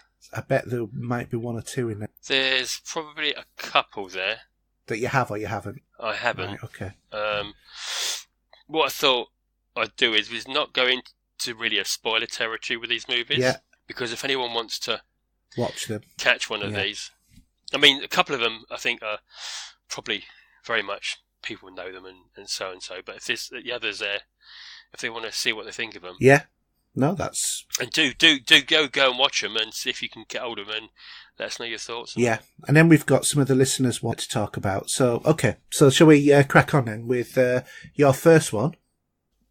Okay, so all the way back in 1972 was a film called Silent Running. Yeah, I would say I didn't go to the pictures to see this scene.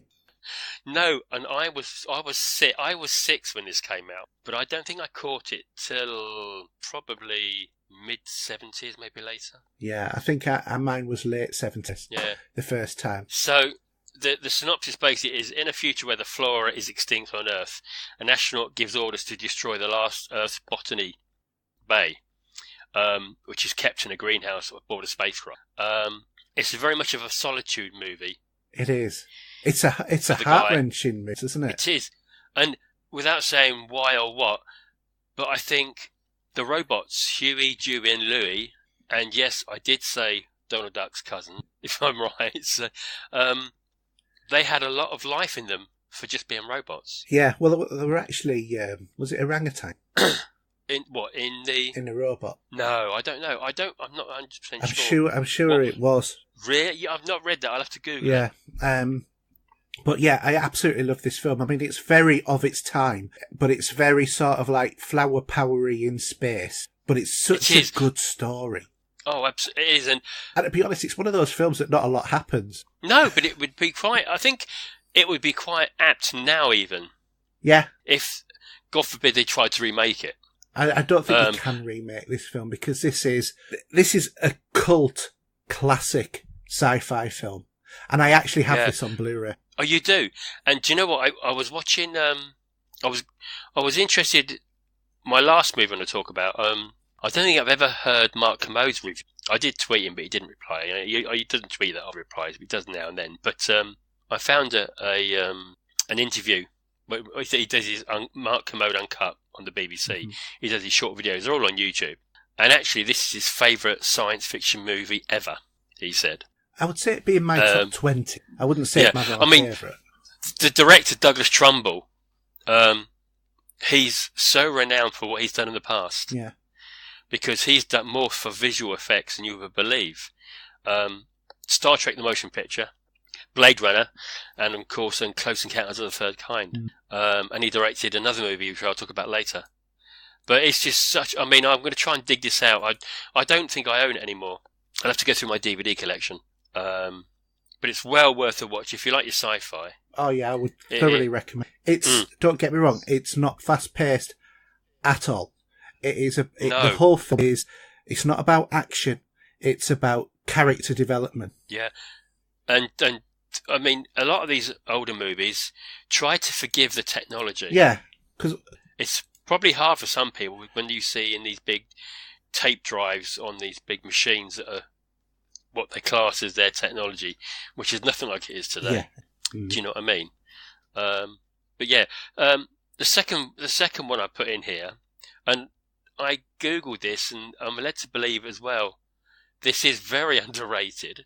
Is Bruce's Millions Richard Pryor from 1985, and John Candy. For those of you who have lived under a rock and never heard of this movie, it's basically a minor league baseball player has to spend $30 million in 30 days in order to get his inheritance of $300 million. And it's a great film. It's a really good comedy. Another one of those ones I just never get bored of. Yeah. Well, I mean, Richard Pryor, I mean, he was such a good, in everything that he did, he was always just so incredibly, and I think that he's one of the more overlooked actors of his era, really, because, and I'm sure that some of that is actually to do with the fact that he's a black guy, which shouldn't have anything to do with anything, but, we know, the further back in time that you go, the more that things like colour and sex and whatever were important. Absolutely. But it's brilliant. Yeah, and John Candy, bless him. Oh, God, yeah. Well, he's funny in everything. Uncle Buck with a, "Hi, my name's Buck Melanoma." And it's funny because, I mean, both of these have never done, I don't think, a bad movie. No, I don't think they have. Not to my not that I can think of off the top of my. Yeah, and funnily enough, I've got a question for you. See if you remember. Now, there's a third name I should have put for the actor. Right. And do you know who it is? His name's Stephen Collins, and he played Warren Cox. And you don't remember. Oh, was he the boyfriend? Remember the movie? Yeah. Yes, but you don't remember who he was in the future? I'm trying to remember. A certain captain of an Enterprise. Star Trek the Motion Picture? Decker, rather. Yes. Yeah. Yeah. God, yeah. Yeah, you're right. God, I'd never even thought of that. I have put two and two together. Yeah. Oh, yeah, you get there. But yeah, it's such a good film. I mean, there's some great. There's someone else didn't mention there as well. I can't think he's even in the cast list I was looking through earlier. But the guy that was repeating his word, there was one guy that kept repeating words and standing around with him all the time. Do you remember that character? It was Rick Moranis. Yeah. I'll have to watch. It didn't look like him. It didn't look like him, but he was the guy that said, "I'll pay you to repeat all the words," and he was just being like, he was like a comic to repeat everything he said or after what he said. And John was saying, he's just ripping you off, like this, and but it would be a wonderful position to be in what he had to do was to spend $30 million in 30 days, even posting one of the rarest stamps. Yeah, yeah, that was quite funny because he got Penny Black up. It was the one with the red. It was a red biplane. That was printed upside down, and they said that's an asset. And then he went, "No, it's not. He just posted the thing." But yeah, that was absolute class. My next film's from 1993, and Demolition Man. Ah, classic Stallone movie. I've got this on Blu-ray actually. This is not. I think when you think of Stallone, this movie is a bit bottom of the list. I think for a lot of people, they forget this one. I don't know why, because this is, to me, is one of his bigger movies. Yeah. You think so? For me, I think when I think of Stallone, this is one of the ones that comes top of my list. So If you're not aware, a police officer is brought out of a suspended animation in prison to pursue an old ultra-violent nemesis who is loose in a non-violent future society.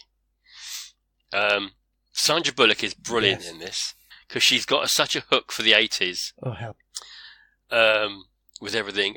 Wesley Snipes, there's a film I did watch last night. I did watch Expendables 3 last night, which Wesley Snipes was doing with Sylvester Stallone. What I loved about this was the fact that Wesley Snipes, as a murderer, got all the combat training and tactical training, and Stallone, while he was in hibernation, got taught how to do knitting. Yeah, because they were reformed characters, weren't they? The whole point was that they were put into the freezing, and then brain was reconditioned over years by some sort of like computer enhanced. And I like the idea of the swear jar. Yeah. Was every time he said something, the computer would spit out a receipt and say, "I'd find you so many dollars," or whatever it would have been, the credits that they were using in the what was the name of the guy who was in charge on that? Because he was also on Yes Prime. Nigel Hawthorne was absolutely brilliant. Yeah. And you've got to talk about seashells, but we won't say much more than that. Going to the toilet about. Yeah. So, what do you use the seashells for? There's no toilet paper. But I don't think I actually own this one, to be honest. I must dig it out from somewhere. Get a copy. I got this like a box set of Stallone Blu-rays, but it was only about, to be honest. And it was on Amazon, so you'd probably be able to pick it up quite cheap with a load of his other ones. I did own it on video cassette at one point. Yeah, so did I. But that went down to the tip at one point. So yes, that was another good film. So the next one is we're going to go back in time to 1975, and I'm not sure if you've seen this one. I have. Rollerball. I would say it's probably about 34 years since. God, I suddenly feel really old. So, looking at these movies, it will make you feel old. So, in a corporate-controlled future, an ultra-violent sport known as rollerball represents the world, and one of its powerful athletes is out to defy those that want to get him out of the game, which is James Caan. And, ironically, one of our favourite Bond girls, Maud Adams, was in this film. Yeah, she is, isn't she? Yeah. Yeah, and I know I was going through the cast list, and I can't remember what he played, but Burke Kwok is in it. Do you know him? Burke Kwok. No. He played Peter Sellers' manservant Kato. in Pink Panther movies. Oh, that was. Oh, I could talk for hours about Peter. Do you know Sellers, what? We haven't put any of the Pink Panther movies in this list. That's a mistake. Well, no, that should be another session on its own. We should do a big debate about. I used to love Peter. I've got the Blu-ray box set of those. They're just scanned. But yeah, so anyway, so Rollerball was it was violent as much as for the time it was, with one gory scene in it. But it was more to do with the drama of the corporate trying to take over one of its powerful superstars in the game, and he didn't want to do what they wanted to do. But it was a great idea for a movie that probably spawned a computer game. Do you remember Speedball? With the Bitmap brothers. That's it. And I think that's where they got the idea from, personally. I put money on it. I must admit, I completely agree there. It's something that I used to play many times back on one of the old consoles. So yeah, that's another good movie to watch. The next one, I've got a really soft spot for. This is called Scanners. God, I really haven't seen this in a lot of years. It must be 30 years since I've seen this. But it's not available to buy anywhere. I've tried. It's not available. You can probably watch a copy on YouTube, but it's not the best copy. But this film here, a scientist sends a man with extraordinary psychic powers to hunt the others like him. But this has got one great actor. Well, actually, there's two. The cast list, Jennifer O'Neill and Stephen Lack, two of the main characters. But the other two, Patrick McGoohan, who was in The Prisoner, and of course Michael Ironside. I used to love that. That's another show discussion. I am not a number, I am a free man. Yeah, and say Michael Ironside's first movie. And he was really nasty in this. Yeah. So this was a movie by David Cronenberg, who's done some fantastically weird movies. But this has a frightening scene at the beginning, and the big battle at the end. But it's a great sort of horror flick with a spin on the telekinesis idea, with powers.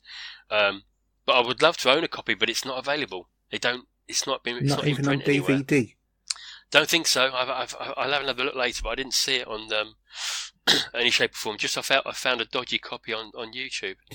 I think I owned it at one point. I can't remember if it's this. But I remember it's either this or Tremors. Can't remember which. You might be thinking of Tremors then. Yeah, with the little guy from Star Trek. Indeed. But yeah.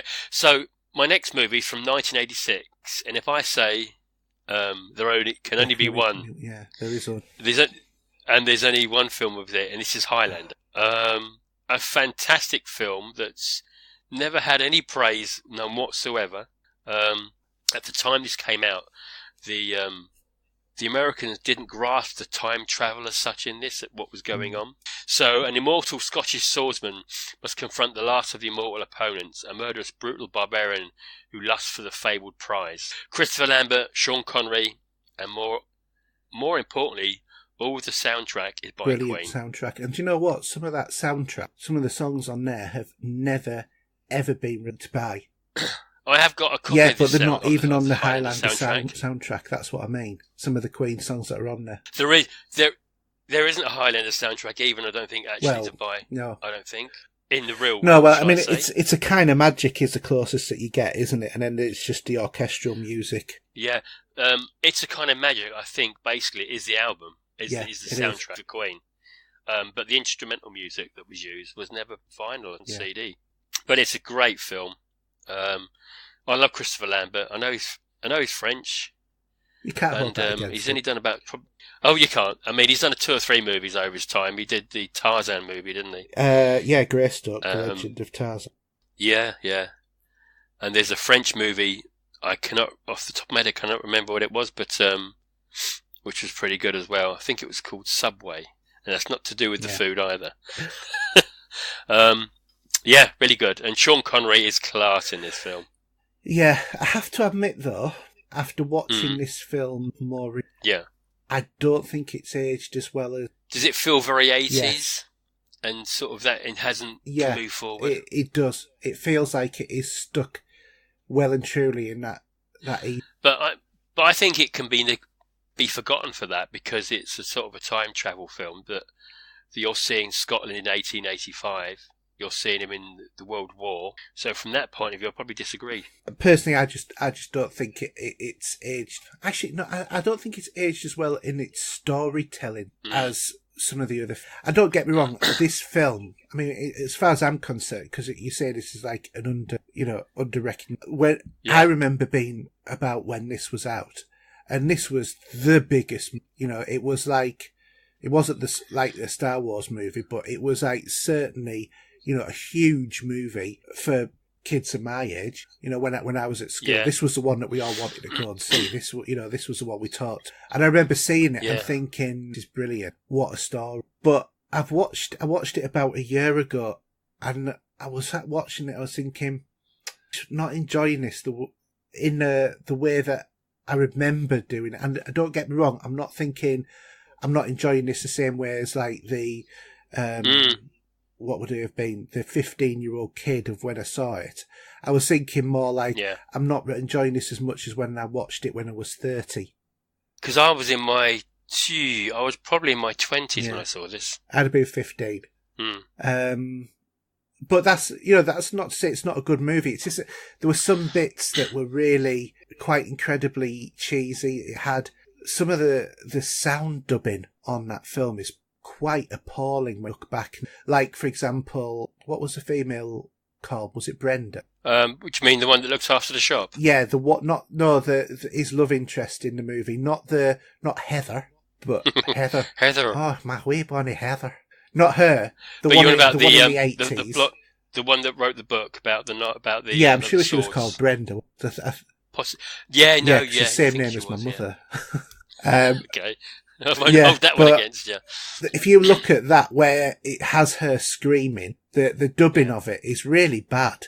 I don't really notice, but actually they've remastered this movie since. I think it was the remaster I watched. I seem to... What over the last 6 months or so, 7 months? Because I've got the Blu-ray version, and the print's a little bit worn, but they've actually remastered the print and everything. So I'd like to at some point. Well, maybe they've improved the sound quality, because the last time I watched it, I was so into this movie. But it was a great storyline. What about Highlander 2? It was poor because they brought Sean Connery back. Spoilers here that he got his head chopped off in the first one.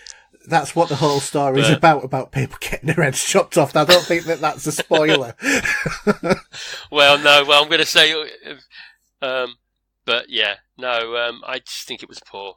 It was a poor excuse, and the TV show was just as bad. The TV show, it was a very 80s TV. You know, the sort of like sickly sweet, the good guys always win sort of approach that a lot of shows had. You know, very predictable. Yeah. Personally, I quite like the premise of the second movie in terms of making all of the, the immortals actually alien, and, you know, that they've been banished to Earth. And also that the I think it was the ozone was depleting, and wasn't it, as well? When he won the prize, he helped, recover the ozone. But that meant blocking out the sun, sort of thing. Yeah. But it was entirely inconsistent with the previous movie, which was really well done. That's why I think of it. I think it was a standalone movie and forget anything else. I think it was like Highlander in an alternate universe. And if you look at it like that, it's a very average movie. If you look at it as in Highlander the original, it was really... But I kind of like the premise of where they were trying to get Highlander 2 on 2. I just don't think that they actually really succeeded in doing it. No, and bringing back Sean Connery to help boost... But they did that, I think, quite consistently with everything else, because... they brought it back through the quakening, didn't they? So that instead of him absorbing the energy, he used it on it. Hence the title was Highlander 2 The Quickening, wasn't exactly. it? But, no, I kind of agree with you, and I kind of don't on this one in terms of, I look back at this movie fondly, but it's not one that I can watch so well. I can watch it any day of the week, this sort of film. Did you see the third one? But again... Did you see the third one? No, your third? Highlander 3. Probably, but I don't remember it. Was it probably went in one ear out the other. To be honest, that one was probably more consistent with the first one and completely. Yeah, but I love Sean Connery. So when normally, if I'm going to think of a Sean Connery movie that I'll probably forget about, it'd be this one. That would be the sequel. Yeah, I'm hoping, moving forward to March when Ready Player One comes out, whether or not he uses that infamous phrase in logging on to the Animus, shall I say, the Assassin's Creed, but into the VR virtual reality world. It'd be interesting to see what he said about that, because that was coming out. Anyway, so my last film is from 1983, and so I watched this Saturday. Was it Saturday night? No, it might have been last. Might have been last night. I can't remember now. It might have been last night, wasn't it? It was. Yeah. So this film was by director Douglas Trumbull, who did my first film, which was Silent Running, and this film's called Brainstorm. Now, I don't think a lot of people know about this film. Very much under the radar. Christopher Walken, Natalie Wood, Louise Fletcher, and Cliff Robinson. It'd be very apt if they tried to remake it, but how this film panned out and how it was put together, I think it was brilliant. This is about these researchers, Lillian Reynolds and Michael Brace, which is Christopher Walken and Louise Fletcher. They've developed a system of recording the playback of actual experiences of people. Once capability of tapping into the higher brain function and adding in where you literally can jump into someone else's head and play back the recording and what they're thinking, what they're feeling, seeing, and even tasting as if you're there.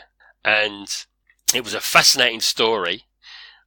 To be honest, I don't want to say too much about the story. I'd like people to see if you can go and see this on YouTube, because I watched it on YouTube and it's a brilliant copy. My screen and my TV, it was superb. Well worth having a go. The thing about this film, what they did do is it was expanding 70mm when I went to see this in the cinema. Yeah. So what they did is when you were in the normal part of the world watching the movie, it was not 4:3 screen, but a bit bigger. And when you went into this other world, when you were in people's heads, reliving or whatever they were doing, the screen would go to 70mm. This is at Leicester Square. It's a fascinating film with what they're dealing with in the storyline.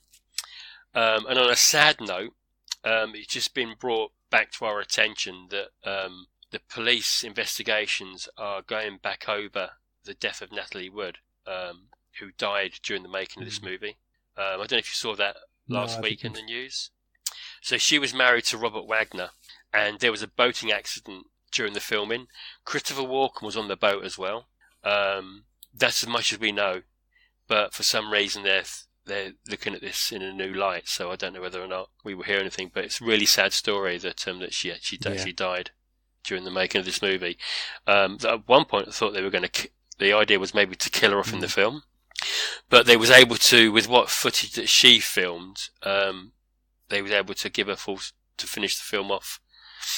And it's a great film. The soundtrack is brilliant. The visual effects and how they did this is excellent. And where the storyline goes with the idea of putting on a headset and playing some tape of your thoughts and feelings and feelings, all that is just incredible. Really is. You have seen this or not? I have, but it would have probably been in the 80s that I saw it. I know I've seen it, and I can't really remember much about it, to be honest. And well, I won't give away much about it. I mean, go and check it out on YouTube. I saw it. I watched it on there. It's about 143 minutes. Well worth a watch. With a fascinating ending, and it gives you an idea of something that you see about someone, and that's all I'm going to really say about it, to be honest. But really good film. If anything, that is one of my. If I had my top 10 list, that Brainstorm would be in there. Well, definitely. So should we move to yours? Well, I'm going to kick off with one that I think is an absolute classic, and that is Dark City. Have you seen this? No, I'm going to bring up Internet Movie Database while we're chatting so I can have a look and see if I remember it, because it doesn't spring to mind. Well, this is starring Rufus Sewell, William Hurt, Kiefer Sutherland, Jennifer Connelly, and Richard O'Brien, as in The Crystal Maze and Rocky Horror Show. And basically it's about a man with memories of his past, including a wife he cannot remember, in a night worldish world with no sun. And every day the sun doesn't come up, but the city is reset and people are implanted with new memories and swapped around. And buildings move and change height and stuff like this in this city. Is this like Inception? No, it's not like Inception at all.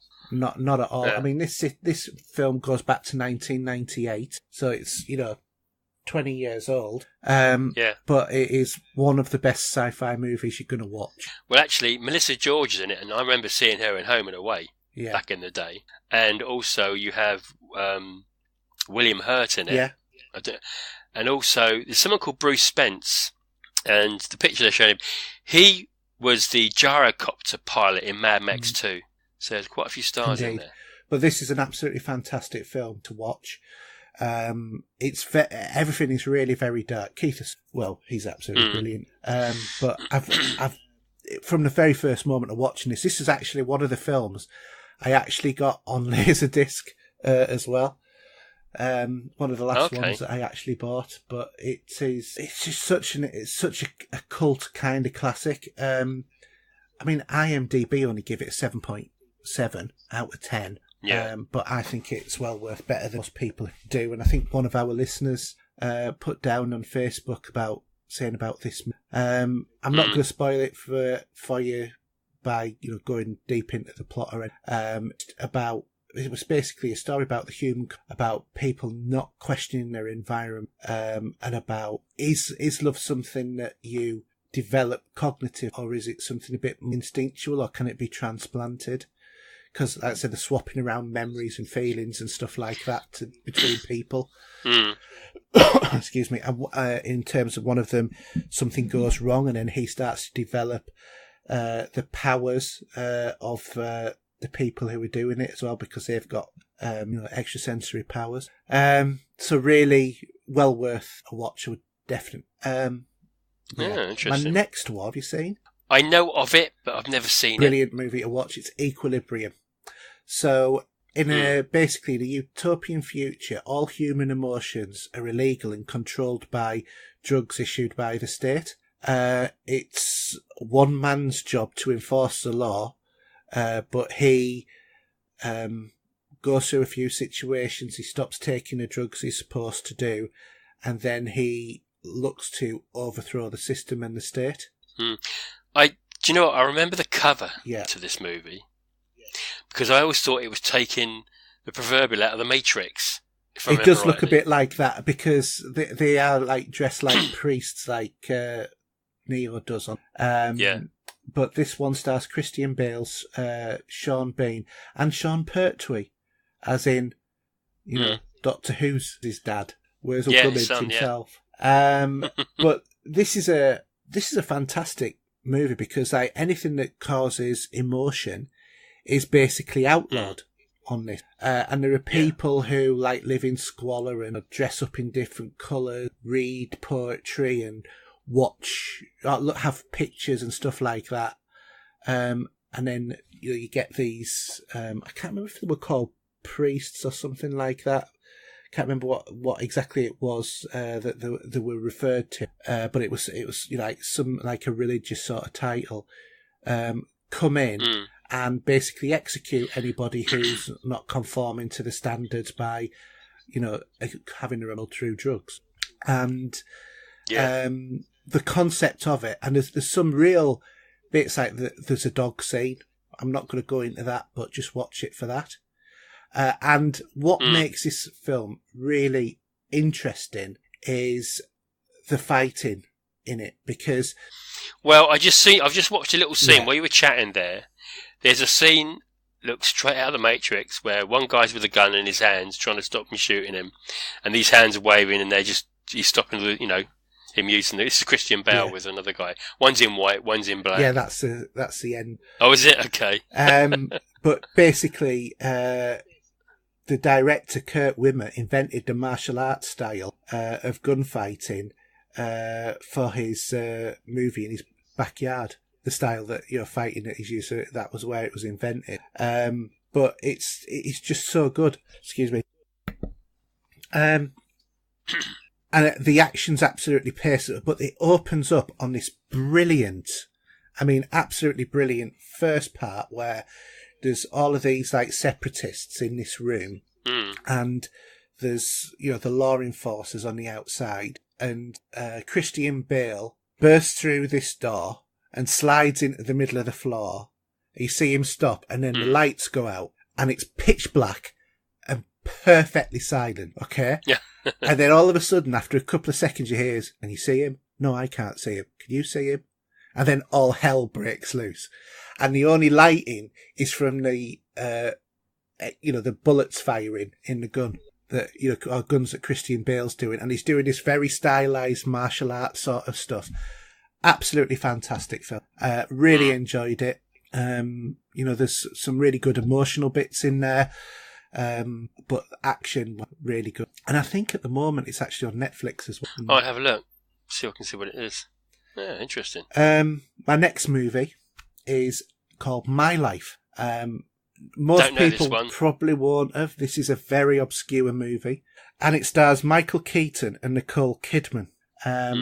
It's from 1993, and basically it's a story of a terminally ill man who's preparing for his death, but also the birth of his unborn child. And in order so that his child can get to know him, he starts making video diary, just talking about all sorts of things. like, for example, saying, if you're a boy, I'm going to teach you how to shave. Now, you don't do it crossways because you'll cut your face. It's got that Michael Keaton sort of jokey humour in there in the video that he's doing. But this is a dead serious film. It's not a comedy. Is this one for the women to get their tissues out? Oh yes, definitely. It's a really tremendously powerful movie, evidently based in reality as well. Yeah. But tremendously powerful, tremendously good. Michael Keaton plays drama, fantastic. I think if we're gonna just say for a minute an underrated actor, he's one of. Absolutely. I mean, some of the films he's done, whether they be drama, thriller, comedy, he's done quite. Obviously, Batman as well. And I think he got a bit of praise for his last film, Birdman, didn't he? When he did that, didn't he win a BAFTA? BAFTA or an Oscar or something, didn't he? Yeah. But he's a great actor, and he's done even a couple. There was a comedy he did where he's in a mental home, and they all go out for a day in New York, and they go missing. I can't remember that film. Yeah, you can remember. Well, yeah, it's basically they're all mental cases as such, and the guy that plays Doc Brown, Christopher Lloyd, he's in it as well, and he plays a guy that's always picking up litter on the floor. He wants to make things always tidy. He carries a clipboard with him like this, and he's always telling people what to do. And it's sad in a way about these people that go out, and they go on this little class trip, but they're all from an institution, locked up. I'll have to dig out some information on that and show you that one. But again, Michael Keaton can pull anything off. And his acting. I mean, what was there was a drama one. What's the one? Is it you on about the one with where he was a neighbour? Yeah. Moving in the flat. Yeah, that. Because he was creepy as hell in that. Absolutely, and that's an underrated link. But this film, it's been one of those films that I watched, and it kind of affected me, which not many movies do. But I came away and I was just thinking everything about that film was absolute. Nicole Kidman played a massively good part as well.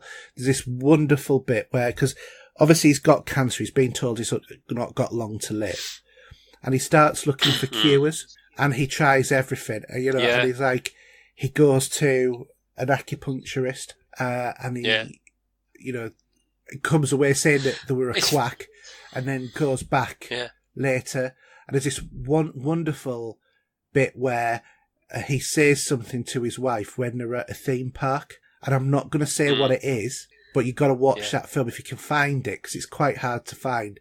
But one of the best films I've ever seen.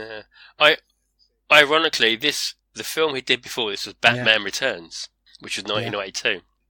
And the one about, the one where he's in a flat, being a bit of a serial killer type. That was Pacific Heights. Yes. And the one I was talking about the institution, all the guys going on a trip to New York, was called The Dream Team. I've not seen that. That came out just after he did Beetlejuice. Beetlejuice. But I mean, when you look at some of the ones that he's done, I mean, there's so many good films on his resume. I didn't even know, but in Cars, the Disney movie, he plays Chick Hick, which is, like the green car. He was the bad guy on it. And did you know he did a voiceover in Call of Duty Black Ops 2? Yes. Apparently the voice of Jason Yes, and he was Ken on Toy Story 3.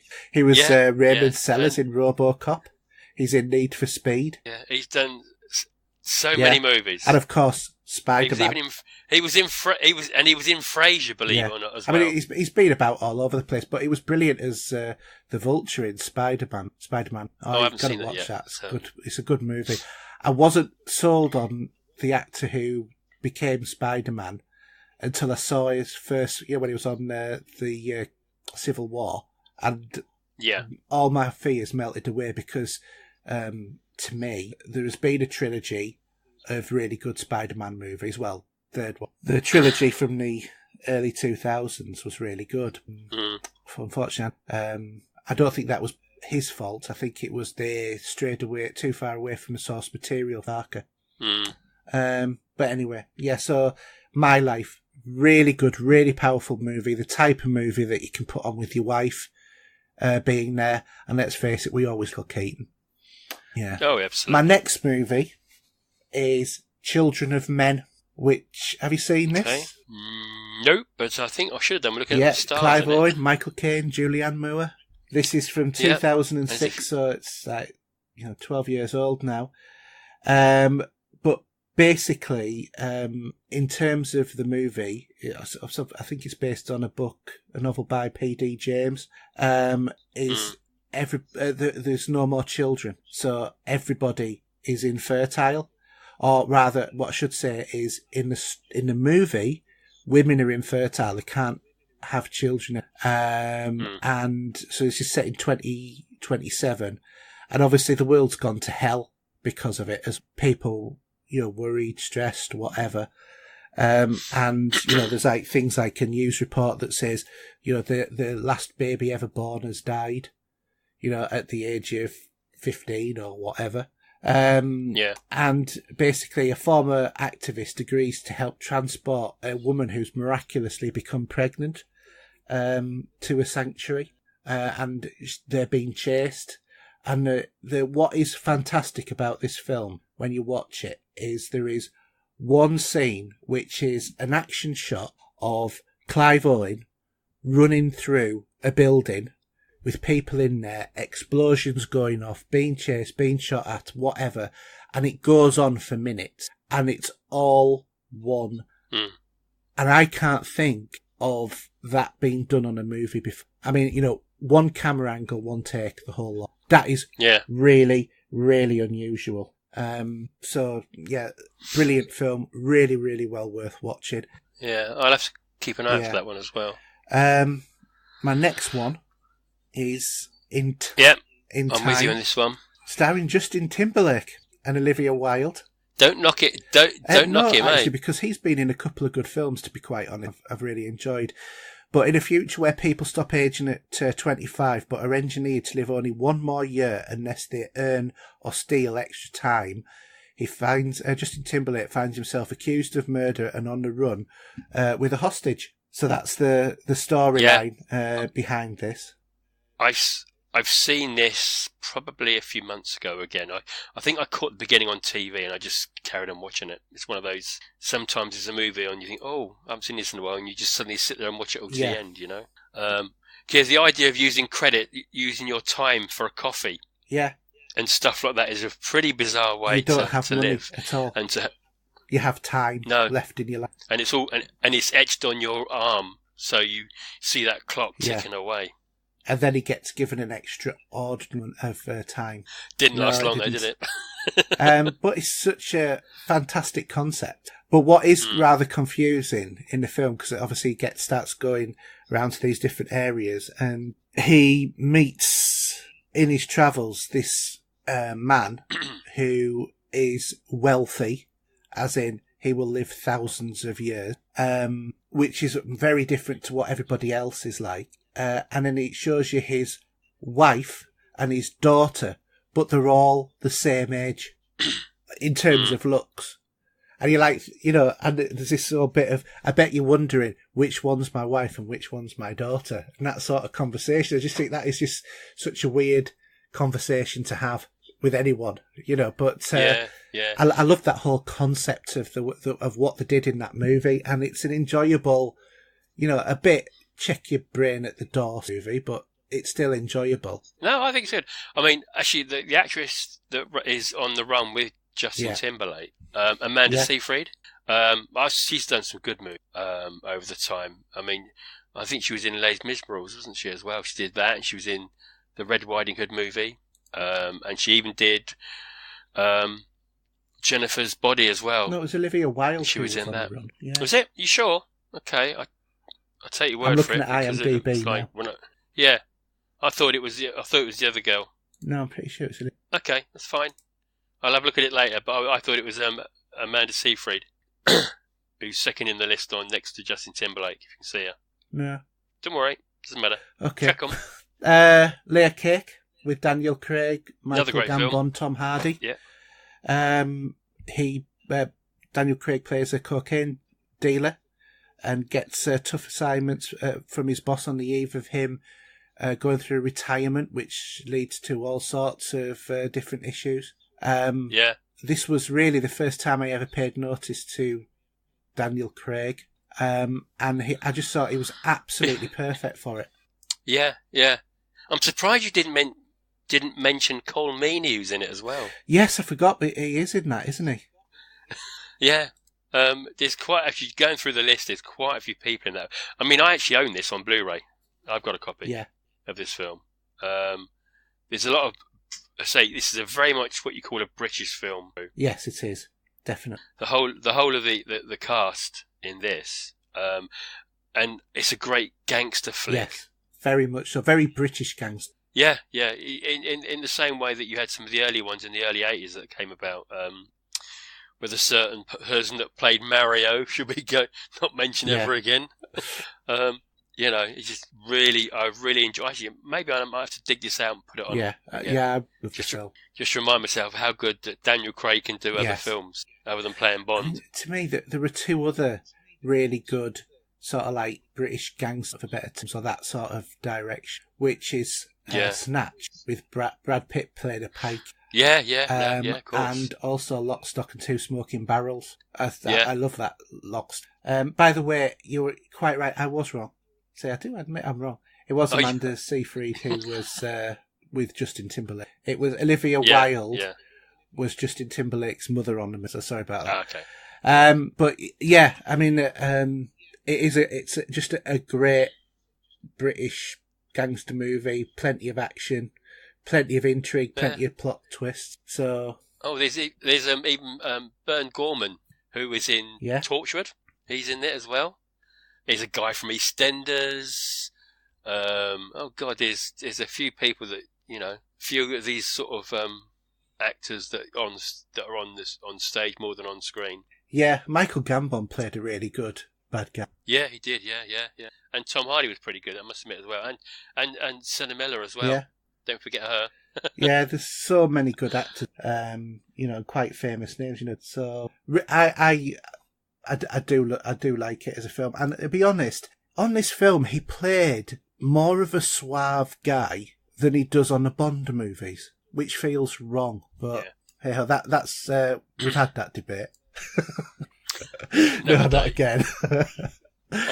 Okay, so my next movie is a Tom Hanks one. I put Tim Hanks. Catherine Zeta-Jones, and it's The Terminal. It's also got Stanley Tucci. Is that how you... But it's about an Eastern immigrant who finds himself stranded in JFK and has to take up residency there when his country is going through a civil war. So he gets stranded in JFK, and Stanley Tucci won't let him out of the airport. So he then has to find a way to live without any at all. And he meets Catherine Zeta-Jones, who's obviously in the film. And it's just one of those films that's really nice, really heart-fetching, the type of one you can sit and... Yeah, it won a shed load of awards, this movie. It won 5, didn't it? It won the best BMI film and music. Golden Trailer nominated, won Hollywood Film Awards for casting director of the year. I'm trying to remember what, because Zoe Saldana was in it. Yeah. I can't remember what she played in that. Then again, she would have been much younger. Obviously, she played in Guardians of the Galaxy and Star Trek. Yeah, I can't remember what her role was, to be honest. I think she would have probably just been an airline steward. Oh, hang on. No, wasn't she in like one of the food places or one of the shops in JFK?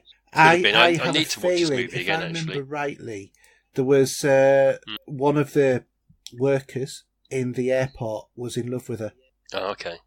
Dolores, yeah. Dolores Torres. That's a hell of a name, isn't it? It is, isn't it? Yeah. But yeah, I mean, and the ironic thing, what is so good about this film is that Tom Hanks, his character, is coming to America to do one specific thing. So he gets let in after being there in the end. I mean, obviously, it's a type of movie. It's not spoily. You can predict the end anyway. But he does it and then he just goes back. Mm. It's just such a fantastic film. But, it's, 14 years old now. Feels like only yesterday. It does. They do, don't they? So I've got 2 more movies. I've got Moon. Now, this one I've got on my list to watch on my box at the moment. You've got to watch. This is the 2009 equivalent of 2001. Well, 2001 is one of my favourite movies ever. It has that vibe. A lot of it has that kind of 80s vibe with it. Also, earlier vibe, 60s as well. As in, it's a bit like Silent Running as well. So he's a bit of a loner in this film, isn't he? He's an astronaut who is on a 3-year shift on the moon. And he's only got the company of a computer called Gertie. And basically what happens just before he's due to ship off back to Earth, there's an accident that happens, which results in a momentous discovery, and shakes the reality of Sam Rockwell's life in it. So Sam Rockwell's the lead actor. And the only people on this movie, other than a bit at the very end and a couple of very small clips. Are you going to tell me it's a computer? I'm not going to tell you it's anything, but it's Sam Rockwell and Kevin Spacey with Getty. Now I know that there's issues about Kevin Spacey. I wasn't going to bring that one up. No, I mean, I think that we've got to acknowledge that, that he's a shamed act. But let's, for the moment, just park that to one side and just, concentrate on the actual film. Let's not get into the politics of anything else, because we're just talking about the films today. We're not talking about anything. No. And this is just such a brilliant movie. Evidently, the whole film was shot, and Kevin Spacey didn't record any of his lines till after the film was shot because he refused to do it because he thought evidently if the film was no good, he wouldn't add his voice to it. But he, like I said, he is the computer it's not like it had been dubbed up. But it really does, it makes several references to Stanley Kubrick's 2000, and generally it has that sort of like look and feel around it. It's a very thought-provoking movie, and I would highly recommend as a film to watch. So if you haven't seen that, then I might as well go on to my last one, which I have seen once. I've seen it many times, and that's V for Vendetta. So it's the adaptation of the graphic novel of British tyranny, basically. A shadowy freedom fighter plots to overthrow the government with the help of a young woman. In this case, it's Hugo Weaving, who is V, and Natalie Portman, who's the young woman. Yes, I never forget Natalie Portman. And it also stars Stephen Fry and John Hurt. Yeah, bless him. So, brilliant movie. I never really read the graphic novels, but I do. I love this film, everything about it. In a matter of fact, the quote for today's episode comes from this film, for the title of the show. This is one of my favourite films of all time. Do you think this is very, very sort of 1984-ish, if you know what I mean? It is that sort of, in a lot of ways, I think it's 1984 being brought up to, 2009, to be honest with you. And we're not talking about the date 1984, we're talking about the movie 1984. But yeah, very enjoyable film. There's plenty of depth in there. There is, Stephen Fry, who's like a very central figure in the world of V for Vendetta, is secretly was he secretly gay or secretly like no, he was secretly gay, and Natalie Portman sort of like said to him, or she gets to with a thing of entertaining, and he plays on that, but he has no. And then I find out that he's gay, and he gets taken. It's and the whole thing of what happens to Natalie Portman when she gets captured, that was really quite powerful as well. And there's a lot of powerful storytelling in this film. Well, didn't they shave her head off her, didn't they, for that? Yeah, they did. they did. And that has lovely twists to it as well. Really lovely twists. Mm. I mean that mask the guy wears, that mask is very creepy. It is. Well, it's a Guy Fawkes mask. Yeah. So, yeah, brilliant movie. Highly recommend it as well. Again, one of my top 10 movies of all. Mm.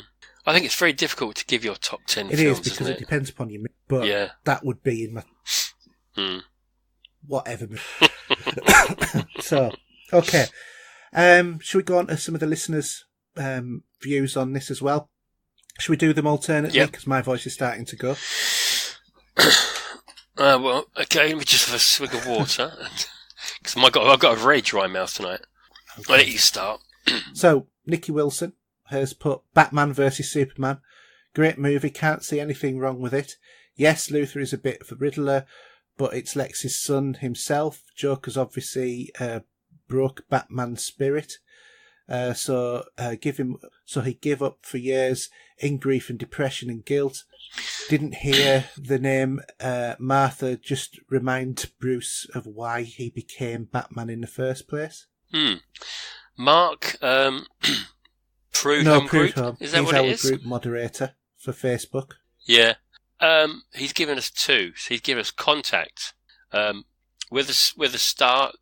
Great cast, exploring the obvious science about the dubious religion, although fairly balanced on both. Fantastic performances from Jodie Foster and Matthew, what's his name, ish amongst the others.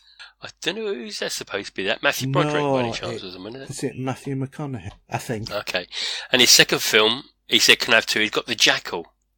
Not the original one from the 70s, but the Bruce Willis remake, which I think was a pretty poor film, personally. By the way, it was Matthew McConaughey. And also that had John Hurt in it. Oh, okay. I've not seen The Jackal. I've seen the original, but not that one. Okay. Alan Cochrane, your turn. Dark City. Good man. The Crow director, Alex Proyas, followed up his stylish debut with an even more stylish sci-fi film noir. It's complex yet watchable, featured a twisting, world-changing plot using all manners of innovative ideas to create a true work of science fiction. So, yeah, completely agree with what he's put there. So, yeah. Do you want to go on to the next one? Yeah, Michael Edwards says, Love, Honour and Obey. I think this is a fantastic, funny one. So funny. One of my favourite scenes is the shootout with the great line from Ray Winston, "You're fat and I'll throw you in the river." Didn't sound like Ray Winston, probably. No, I didn't. I'm sorry to tell you, mate, but you're not going to be Ray Winston anywhere near the near future. I've not seen it. I've not seen it at all. I have, yeah. So it's quite a good film. Andrew Luke, Constantine. With Keanu gives his normal wooden performance. It suits the role perfectly. Great visual story and characters throughout. Overall, a good adaptation of the graphic novels Hellblade. And I got this on Blu-ray in my list, sitting on the side there. I think I whether I've got it on Blu-ray or DVD. I've certainly got it. It's all right. I would say watch a TV show as well. Yeah, that's very good. Andrew M. Emsley, he's got The Village by M. Night Shyamalan. Everyone seemed to think it was crap, but I loved it. I didn't mind it either. It was, when you get M. Night Shyamalan, you know exactly what you're getting. And once you realise, once you know that he does massive his plot twists become very Sixth Sense sort of thing. You know, it's like when it came to Unbreakable. I said to my wife, probably about 3 million Samuel L. Jackson in that one. Yeah. After seeing that, I said to my wife, the end. And then I just whispered the answer, and she was amazed that I'd worked it out. But it was literally because we went to see the cinema. You can sometimes, some of these films are a bit too obvious. But especially if you know what I mean, he's got plot twists which you have to know that you're going to look for a plot twist, and after that, reverse engineer. Yeah. So Craig Cole, Tremors. Absolutely loved this movie. Yeah, I remember seeing that at the cinema back in the day. That was that with what do you call it, Off the Blacklist. Oh, remind me. My brain's gone. Does the EE advert? Kevin Bacon. Oh yeah, who was in Footloose. Kevin Bacon. Yeah, very good film. Colin Smith's got The Last Les Miserables remake. Yeah, that was good. Hugh Jackman. Logan. Yeah, Logan. Yeah. Was he singing in that one? Did a quite good job. I've actually got it on. I've only got it on DVD, but I don't mind it. Justin Lee. Does anyone remember Iron Eagle 1 and 2? They were the sort of low-budget Top Gun movies, in many ways total nonsense, but I've seen these films so many times. Yeah, I do remember them, actually. I watched them years and years ago. Didn't they have Mike Ironside in? I'm not sure. I remember them but not to remember actually, fully. I can't remember if they were, to be honest.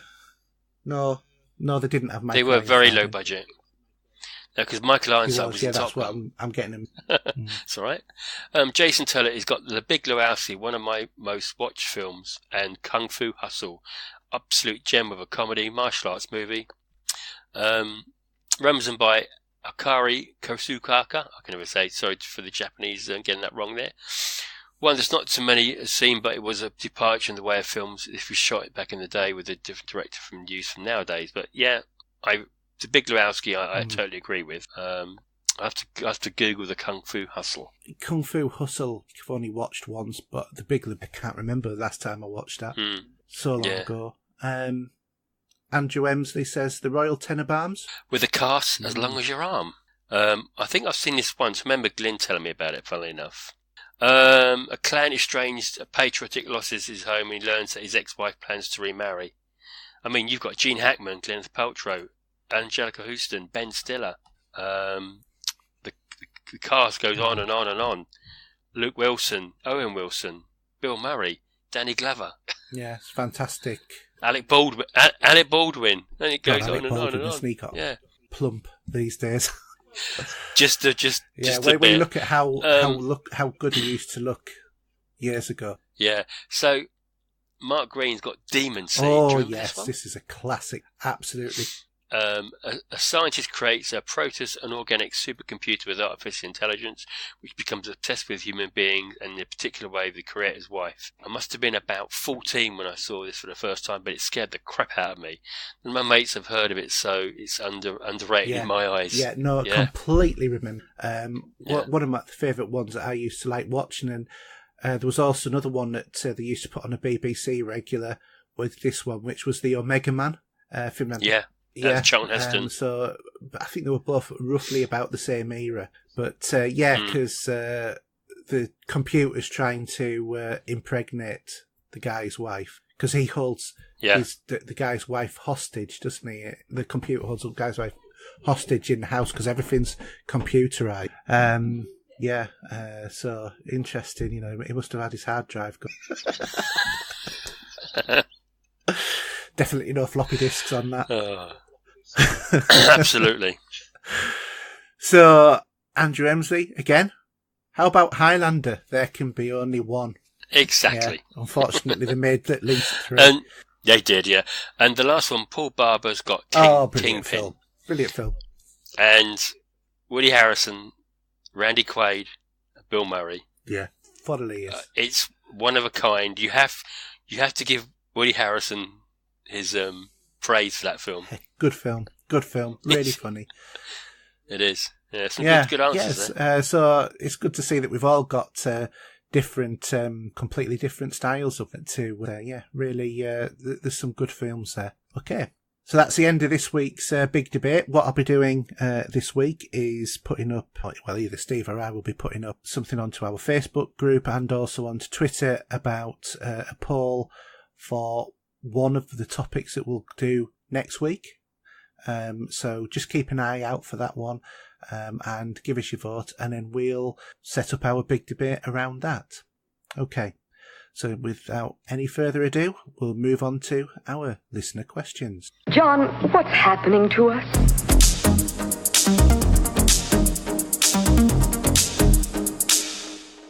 So now it's time for your listener questions, and as normal, we've got Mark setting us off with, what is the percentage of game purchases are bought or downloaded or disc? I think these days it's more downloads than discs, to be honest. Yeah, I would say that I would probably go in more download sort of orientated now as well. I mean, let me think. I've got 45 purchases on the PlayStation, believe it or not, I noticed last night. Yeah. And there's 2 discs sitting there. And then on the Xbox, I've got 300 purchases, maybe more, and about 8 discs sitting there. Really? Yeah, it says it all, doesn't it? Yeah, I mean, I think I still buy quite a lot of actual disc-based games. I think it's just special editions, though, and stuff like that sometimes that you want to purchase this, Yeah, sometimes. I think for me, I buy more AAA games as disc, but then because generally speaking, when you look at the cost of the stores, they are more expensive to buy them digital. It's funny, yeah, because I went to Tesco's yesterday. Yeah. And I went to buy a Valentine's Day card, and I thought I'd go upstairs and have a little look, and I saw the Evil Within sequel. Yeah. That was 14 quid. Yeah. And it's about, what, 35 quid on the store or something, isn't it? Even more, probably. Yeah. I did see Ghost Recon for 20 as well. So that was Tesco then, definitely. Yeah. Because I've picked it up now. So yeah, we'll go later. We will. Yeah, so, I mean, for me, what I tend to do is buy more of the indie games.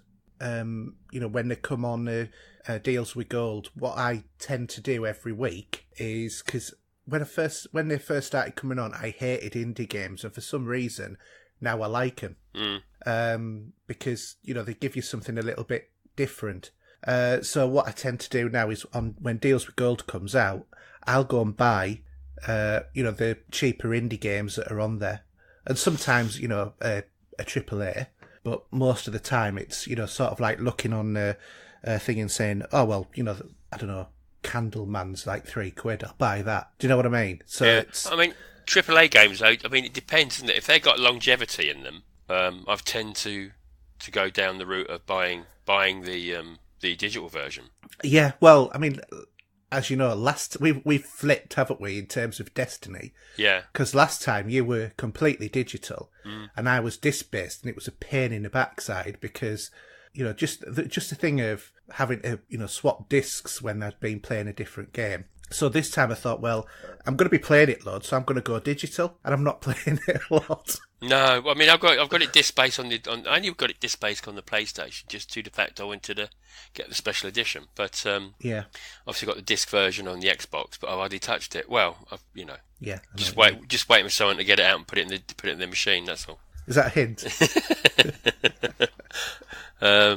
So yeah, it's horses for courses at the moment. Yeah, I mean, I have to admit, a lot of the time when I buy a disc-based game, it's as well, sometimes it's when I've got it in my mind, this is a game I want to play, but I don't want to keep. But then, I think you get a bit sick sometimes of purchasing a game and then find out the next week it's on Games for Gold as well. Yeah, that's true.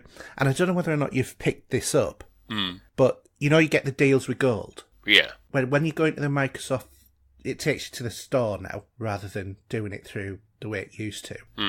When you go into the store, there's actually a button at the top of the screen that says Deals, and there are more deals than just the games that the Deals with Gold. Oh no, I know. Yeah, always because click on that tab as well. On the Xbox, I've done it on there all the time. I always look at the whole set of deals they've got. Yeah, that's what I've started to do because I hadn't picked that up for a while, and then thought, why? I couldn't understand why they're hiding it. I mean, you had the Ubisoft deal going.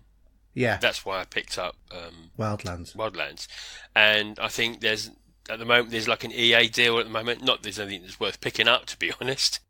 Well, to be honest, there's no point in buying an EA game if you've got EA access, because let's face it, unless it's a really outstanding game, after a couple of months, you've probably stopped playing it.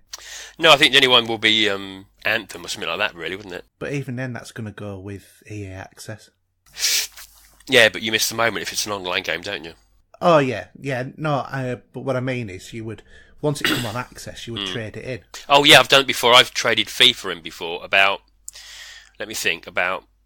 September, maybe a bit earlier. I got a good bit of money for it, and then it goes, then obviously either FIFA's every year go on there. So a few months' time, 8 months' time, it'll be FIFA 17 will be on EA access.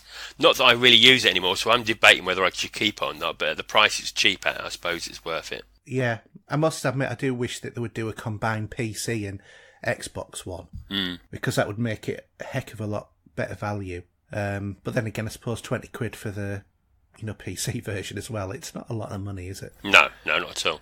And you do get loads of games on the PC, many more than you get on the Xbox.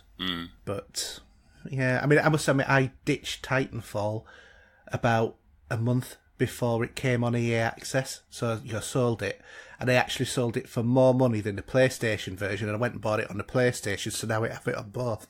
Yeah, it's stupid, isn't it? It is, yeah. Anyway, let's move on to the second question. Do you want to read that one? Yeah, sure. This is quite apt, actually. Do we invest in early access or preview games? Aren't developers now charging people for the beta services you once they were paid for to do? But again, this is something else that I've been bitten on the backside for. Yes. With the game that I cannot... It's just popped out of my head. But, We happy for you? Yeah. I mean, that did chew my backside, very much so. But now you're approaching a AAA game with it. I mean, they might change it for all I know. Well, evidently they did change it. That was why it's taken so long to come out. Yeah, I mean, I haven't been back to it. It's had a few updates, so I haven't really looked at it at the moment. Might be worth having a look, see what it's like. Yeah. Because that's going to be an expensive game looking at the prices they're throwing out at the moment. It's full AAA title cost, isn't it? Yeah, and I think I got that for about, I don't know, 15, 20 quid. Yeah. So I mean, you can't go wrong with that. No, not at all.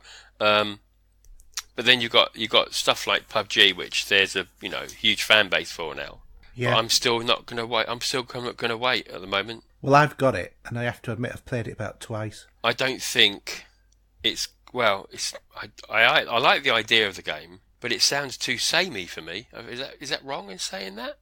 No, I don't think so. I think it is quite samey. I mean, it's the same thing. We're looking at Sea of Thieves, which has got a beta this weekend. I've got the invite for, and people were saying, "Is that going to be samey?" But apparently, I've not looked into it. But they've just released some notes about how the game's going to go forward. Yeah. So it's not just do the same thing day in, day out, where PUBG, unless they're going to put new modes in to change that, otherwise you'd be better off trying some other games of the similar ilk that have copied its format. Yeah. So, yeah. I've invested loads on early access games. I have been stung. Goddess is the one that comes to mind the most. But I've also benefited greatly. Elite Dangerous being the example there. No, I actually went early on that. Yeah, and you were really into it, and then you've stopped playing it all of a sudden. I think it's just like, it's so much to play, and that game needs constant playing to remember how to fly your damn plane. You're shipped in it, do you know what I mean? Yeah, you did have a lot of trouble landing, didn't you? I did. It wasn't my forte, but then again, I did have my computer, so that does help. Yeah, I mean, yeah, so I get what Mark is saying about are we paying to be beta accessors, but I think it just depends upon your point of view of where you are in terms of this sort of stuff, because to me, when I go into a preview, I'm not expecting all of the features to be there. I'm not expecting it to be a complete game. What I am expecting is maybe seeing something that doesn't end up in the final game. And also, if it's done correctly, I'm also looking for my ability to maybe influence something that's in the game, along with other people, because if enough people get in contact, I mean, Elite Dangerous is a perfect example of that, where, the community has shaped that game in a lot of ways. Yeah. So, that's, I think that they've got the place, but I think if you're the type of person who wants it all perfect from day one, complete, steer clear of them, because they're not for you. That's the same, and it's the same with operating systems and everything else. It is. I mean, some people seem to have a bad time with them, and some people don't. Yeah, I have to admit, I don't get it when people stick on the the beta operating system and then consistently whinge about it. Because it's their own stupid fault for doing it in the first place, isn't it? Either you want access to the new features, which may or may not come to the full version, or you want a stable operating system. I mean, yeah, all right, I did whinge a little bit about Forza 7 not working on the preview, but to be honest, that was a Microsoft operating system on a Microsoft exclusive game. I kind of feel out of any game that was new released, that one should have worked on the beta. Do you know what I mean? I think that's a fair enough assumption. However, if it had been a third-party developer, I'd have been, I'll just wait till the next update. Yeah, absolutely, yeah. You know, so I think that there are scalings, but just, you know, constantly complaining about everything to do with the operating system when they're on a beta, I just think it's absolutely pathetic. You know, just come off the beta, that's it. Yeah, and if you're really stuck about it, you can always default the machine, and you can just download the latest version that's correct, and you're good to go. Yeah, exactly, because that does work. So, anyway, let's move on to Andrew Emsley. What do you think of Game of Thrones guys making the next bunch of Star Wars films? Can't beat the last guy, can he? So, not that I know. No, we can't beat up the last guy. Yeah. Not without getting arrested, anyway. The more I hear about this, the more I don't want to watch it. You know what I mean? Yeah. But we'll be here all night if we start talking about that. Yeah. I mean, in terms of what Game of Thrones have done as a show, I think it. You know, I wasn't completely into it now. I feel having to wait until April next year, and the end of April at that, is, you know, torture that should be banned under the Geneva Convention.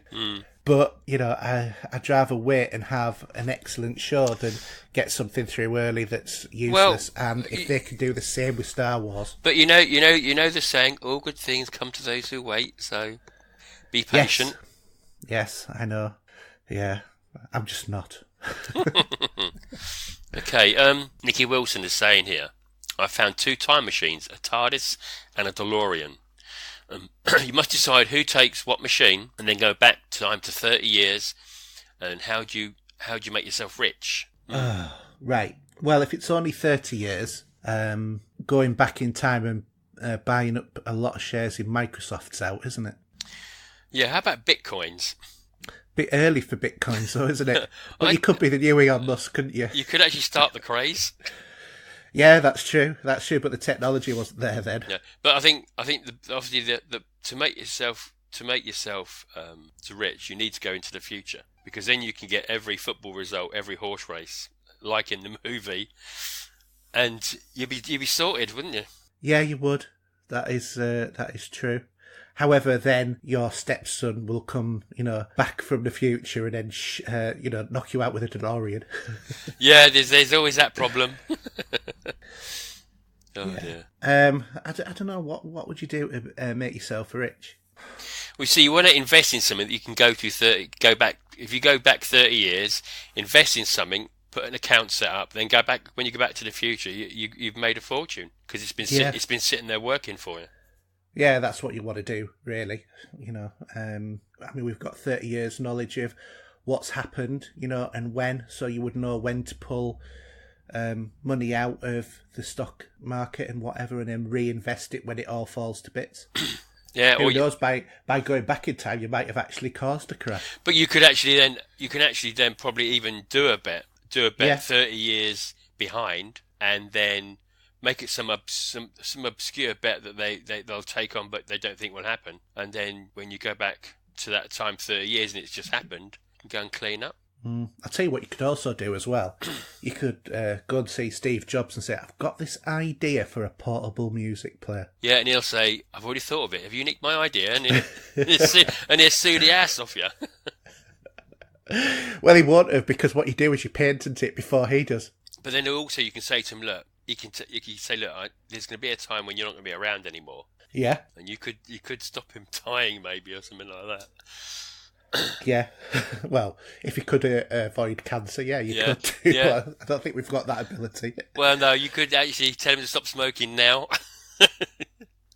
But so, which machine would you use then? Well, I'd have the TARDIS, because you've got damn sight more room. Do you know what? I'm glad you said that, because I'd have had the DeLorean. Because if you're going to time travel, you might as well do it in style. Oh, yeah, but I think if I'd start bouncing around collecting stuff, I need the room to put it. So having a swimming pool and a library and everything else in the TARDIS, and what you've got to remember is when you go back in time to get your riches, then all that you do is you just leave them in the same place in a storage area. When you get back, they'll still be there. No, yeah, but I wouldn't trust that. Sorry, I mean, I'd like it's bouncing around with me. It's there. Yeah, but you know. Okay. Yep. So, Steve Ridley, With January now behind us and all the gym folk giving up and many diets have stopped, what do you think will make you give up gaming? Death, my own. Or run out of electricity of. Yeah, some sort of natural disaster where there is all electricity and everything is completely wiped out. An extinction level event. Those sort of things would stop me playing gaming. Yeah, I totally agree. We'll be doing it until our hands bleed and our eyes get the cataracts. Well, I mean, I have literally played games until my hands have bled when I've been playing Daley Thompson's Decathlon and not realised I'd sliced my hand open. Well, I think my injustice fetish at the moment is my left thumbs. I've taken the stick for it. Use the right hand. It feels like a completely different game. Yeah. Oh, yeah. Okay. Neil McBain's asking us, what's your favourite crisp flavour? Sweet chilli. Marmite. You might have known. Then again, Marmite. I did. And do you know what? I had a few weeks ago, there was a packet of crisps in the house, and they were basically for someone else, but they weren't around. So I pinched them, and they were Guinness flavour, and actually they tasted more like Marmite than they did Guinness. Sounds quite gross, to be quite honest. No, they weren't bad, actually, must admit. Fair enough. So, Michael Edwards, can you remember which was the first computer or console game that you completed? Well, the first console wouldn't have had a game as such that you can actually complete. Well, that's what I was thinking, because, thinking of things like Scramble, that went on forever. So do you classify it as completed when you get to the end and it repeats itself? Well, I mean, I had a Binatone console, which had Pong, Breakout and stuff like that. So they were just little mini games, really. Yeah, but technically speaking, when you ended your first game, you'd completed that game. Yeah, I suppose so. Yeah, because it went on forever. That took about 5 minutes. Yeah, no achievements though. No, but what do you think is the game that you've had that that you've properly completed first? Because I can think of one. Well, because when I was back on the, I think it might have been the Amiga, or maybe it might have been the Atari actually. I was heavily into a lot of sports games. Yeah. So there was some great sort of Grand Prix type. Actually, yeah, because Microprose, which isn't Microsoft by the way, did some simulations. They had golf and then they had Formula One. Yeah. But I remember then on that machine completing Lemmings and Cannon Fodder. Oh, I hated both of those games. So yeah, that does spring to mind. Yeah. For me, slightly different. I remember completing The Last Ninja. Okay. If you remember that was a Commodore 64 game. Mm-hmm. But I think the first game that in the best that you can complete it, in the fact that it was an infinite game, was Super Scramble by Rabbit Software. So I got right the way through that and then started back on the loop. I could get through it 2 or 3 times before it would end. Yeah. So, yeah, it was very early games with those. Yeah. Back on tape. But I don't know. I did like my floppy disks. Yes. And on the Atari, they were quite good. I enjoyed them. Yeah, there were loads of games I wish I'd completed that I hadn't. Well, they're all coming back in some type of form now, aren't they, these days? So. Well, if you've got a Raspberry Pi, a lot of them you can just complete on that now. Yeah, true, yeah. Colin Smith, okay. People complain about paying for online gaming with PS Plus, Xbox Live.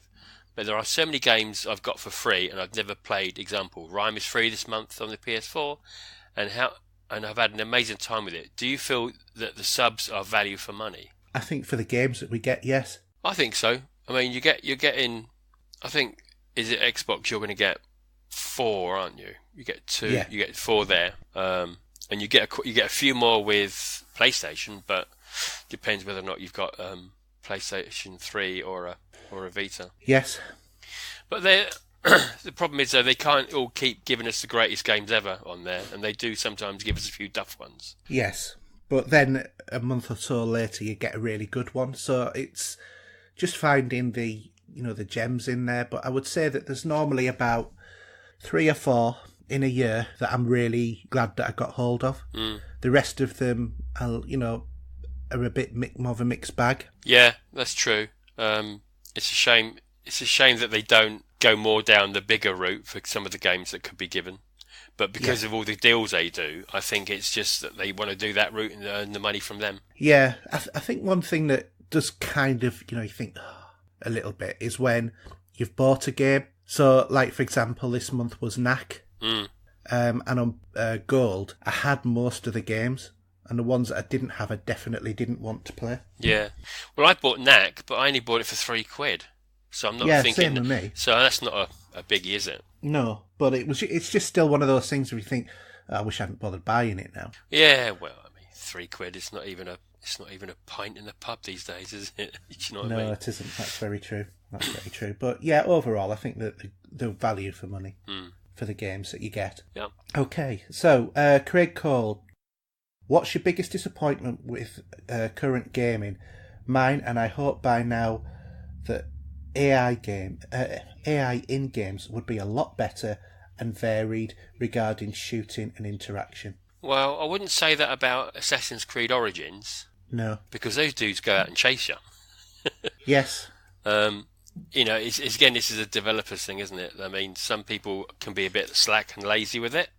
Yeah. And others give you innovative ideas to get the AI to increase with you at the same time, for example, in your leveling. Yeah. I'm not too disappointed with it at the moment. They're moving forward with it. What do you think?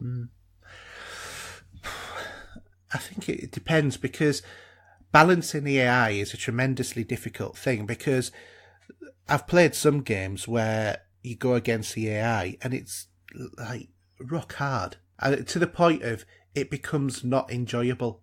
So I think, I think they could make AI harder, but I think for more average gamers, it would make games less accessible. So I think maybe that there might be a reason of why things are the way they are. Yeah, maybe. I mean, it can be. It's just that the developers have got to be more with what they're doing. I mean, it doesn't take 10 minutes to make a game, and some people decide halfway through on a beta that they do change the way that the AI work. Yeah. Sometimes they change the way the AI works after the game's released. Yeah, exactly. So, any more thoughts on that? Nope. Okay. That's it. Martin Burke says, "Hi guys, what's your thoughts on the Commodore 64 Mini, which is coming out for a tenner less than the SNES Mini? I know that emulation is a grey area for the purists, but this looks kind of cute. Is it something for you? Not for me." No, I don't think so. I was a little bit, bought into all of the hype about the retro consoles like the SNES Mini and whatever when they first came out. But to be honest, the more I've thought about it, the more I've thought I'm not bothered. I think I don't know whether it's because I'm getting too old or just don't have the nostalgia I used to, but the 8-bit era doesn't hold the love it used to. I much prefer gaming now. Is it the rose-tinted glasses have come off sometimes? Yeah, very definitely so on some of the games that I've played. And yet others I could still play. Depends upon the game.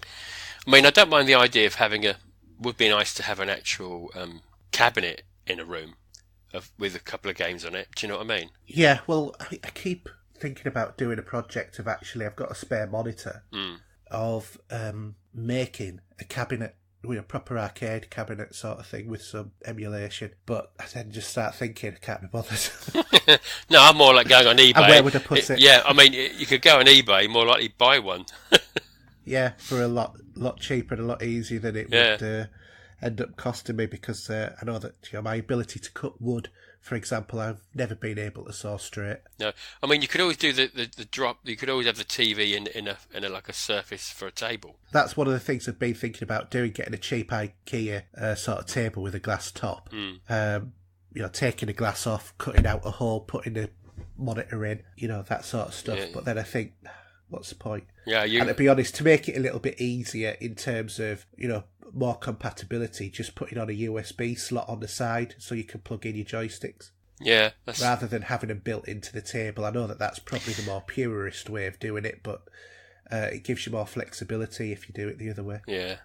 maybe as you get older, a bit wiser, you might want to go down the end of the garden in a little room you've got and build it one day.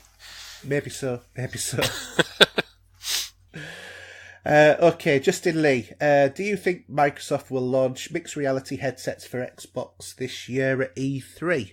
No, but I think they will bring something out. I think yes, because I'd read online that the Microsoft mixed reality was actually coming to Xbox this year. Yeah, but I remember hearing a post from Major Nelson quite a little while ago. Yeah. Saying, it was somebody saying that there's something they got in the works because they, remember when the Kinect went a bit pear-shaped? Mm. And they said they were going to discontinue it. And they said the reason why is because they're looking into other projects at the moment that the fans want. So maybe it might be something different. We'll see. I don't think it will. I think it'll be mixed reality because you're going to need the software for that as well. Yeah.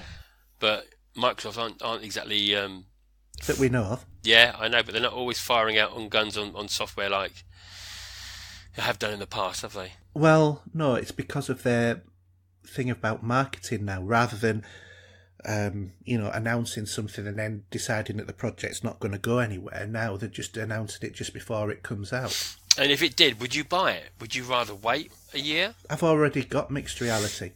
Oh yeah, you've got that headset. So in theory, from what I've read, and I can't remember what site I read it on either, but I definitely read it online, that I should be able to plug in my mixed reality headset straight into my X. Mm. So if that's the case, job done, because I've already got the whole kit. Yeah, well, only time will tell. Yeah. 4 months away or something. Yeah, then I can tell you about all of my experiences. Oh, sorry, I fell asleep. I have to admit, my mixed reality headset has been used 4 times. That's the thing, isn't it? Yeah, I'm just not bothered about it, to be honest, as a format. I mean, I think it would be nice to have if there was some real standout games or whatever, but to me, it's just not quite there yet. Yeah, no, I agree. It's a bit of a sore point, really, isn't it? Yeah, it is. Okay, Paul Barber. He's going to give us that old desert island question. Yeah. So you have to choose between 2 of the most powerful consoles, the Xbox One X and the Pro for the PlayStation. What console and what 3 games? Luckily, the island has a 4K TV and a decent broadband. Of course, always does. Yeah. So what would you have? Well, I think that there's not really a lot of competition there. So Xbox and what 3 games? Yeah, Xbox. And what 3 games? Elite Dangerous.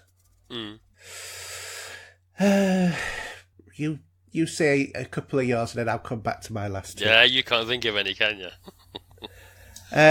Well, I hate to say it, but I'll probably say Destiny 2. Just more because then you can interact with other people through your, desert island broadband. Onto someone else's desert island broadband. Yeah, exactly. So that we could still do team stuff.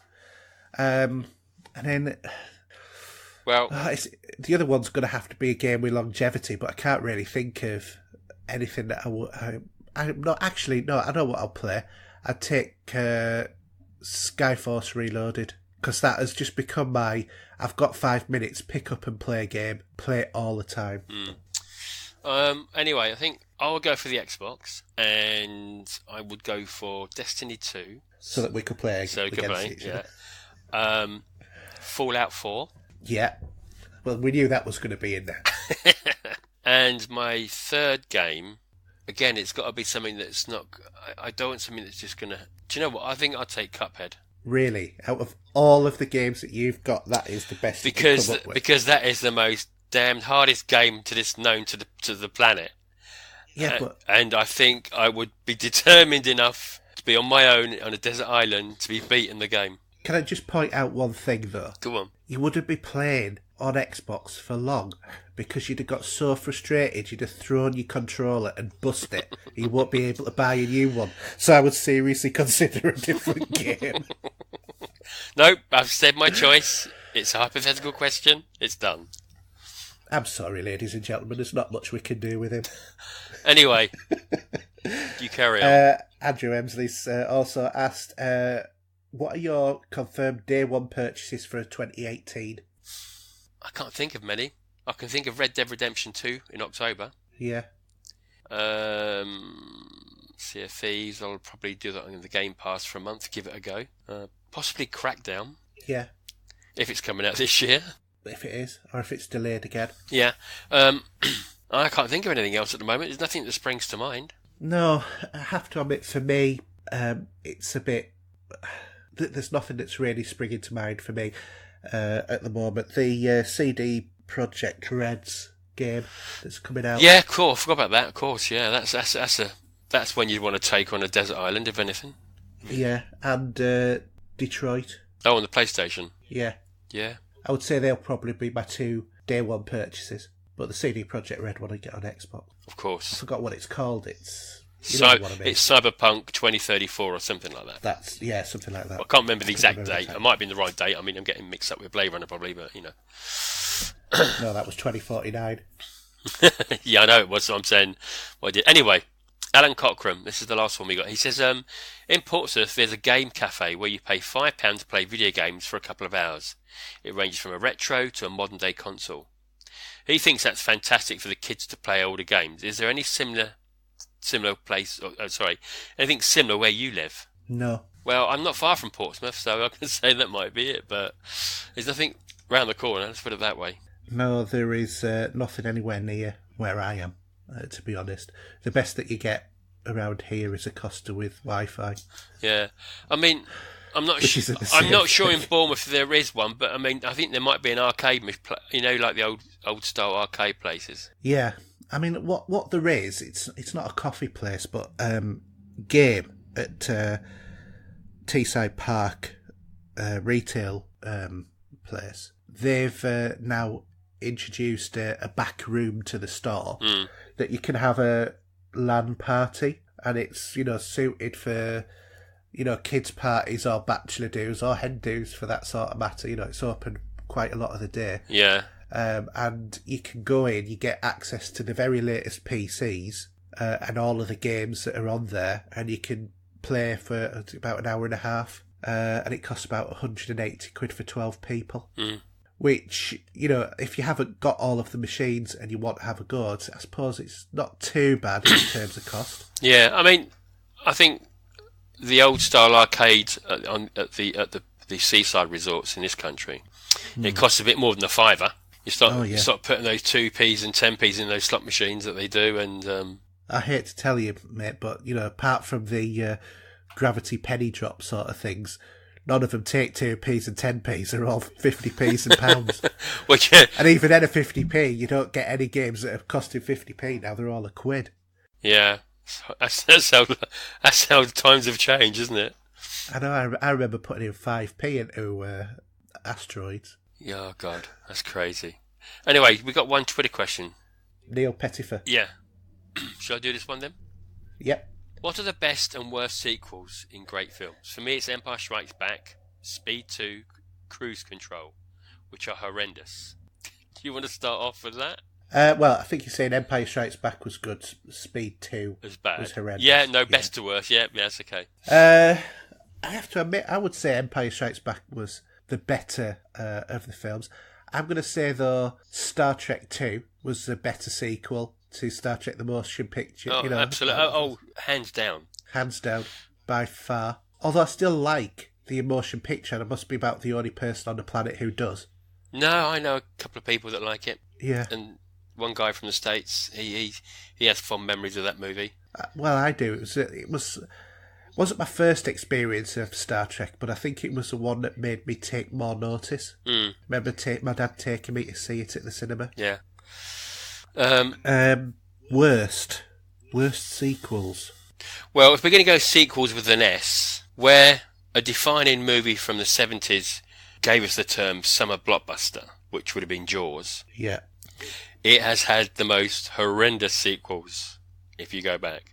Now, the second one's not bad, other than the shark biting the high voltage cable. So it does melt a bit, the old plastic, doesn't it, on the shark?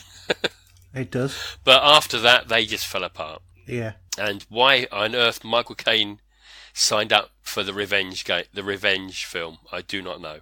That has got to be one of the worst. Yeah, I would pretty much agree. I mean, I think if we are also going to talk about sequels generally, Spectre was the worst sequel out of any of the Bond movies for me. Blofeld being his stepbrother, I just can't get over it. It's, I'd rather have The Vanish, to be quite honest with you. It was pathetic. It was bad, lazy storytelling. Yeah. Was that. So, yeah, there's that. But they have improved. I mean, The Godfather was great. Godfather 2 was even better. I wouldn't say it was better, but it was as good as Back to the Future Part 2. And I like the third one as well. I think that those three work well as a triple, because I think they're all good in their own way, and they move the story forward. Yeah. I think Star Wars 4, 5, and 6, they're okay, but people have their loves and dislikes between all three of them. Well, let's face it, The Return of the Jedi wasn't as good, was it? No, it was okay. Yeah, I mean, I think anybody. I think the teddy bears was the low point. I was going to say I'm thinking anybody who grew up with that being the first one, Nicky Wilson, I'm looking at you, would have better memories of that. But to be honest, the Ewoks were really, really weak in there. And originally, it was Lucas's idea to actually use Wookiees instead of Ewoks, but he'd established Wookiees as being like your normal people that had barks, basically. Yeah. So it kind of it got away from what he says he was trying to point he was trying to get over, which is that you don't necessarily need the highest technology to become the victim. What about forgetting sequels for a minute, because we have another version of movies that comes Prequels. out. No, I was more likely going to say the director's cuts. Right. And the special editions that they bring out. So, for example, Close Encounters of the Third Kind is a fantastic sci-fi movie. Then they brought it out again with extra footage. Some people might say that spoiled it. When could you see him going inside the spaceship? Yeah. But then they took out some other scenes to shorten the film a bit to make the pace go better. Yeah. Is there anything that comes to mind like that? I mean, I could say Blade Runner, but we're not here to talk Blade Runner this time. I won't mention that. So, well, to be honest, for me, Blade Runner is a legitimate version. As in, I think that the later cuts from the original theatrical cut were worse. I preferred the Han Solo. I know I'm in the minority, and I really don't care. I preferred the Han Solo Gumshoe just talking over it, because it gave it that whole film noir. You give it that Dick Tracy style. Yeah. I like that. It to me, it felt like the mood of the movie, and it made the pacing feel a little bit better as well. So that would be a legitimate one. Another one where the director's cut was much better, even though it was longer, was Star Trek: The Motion Picture. And actually, I'm going to go one better than that. And what about the director's cut for Star Trek 2? Yeah.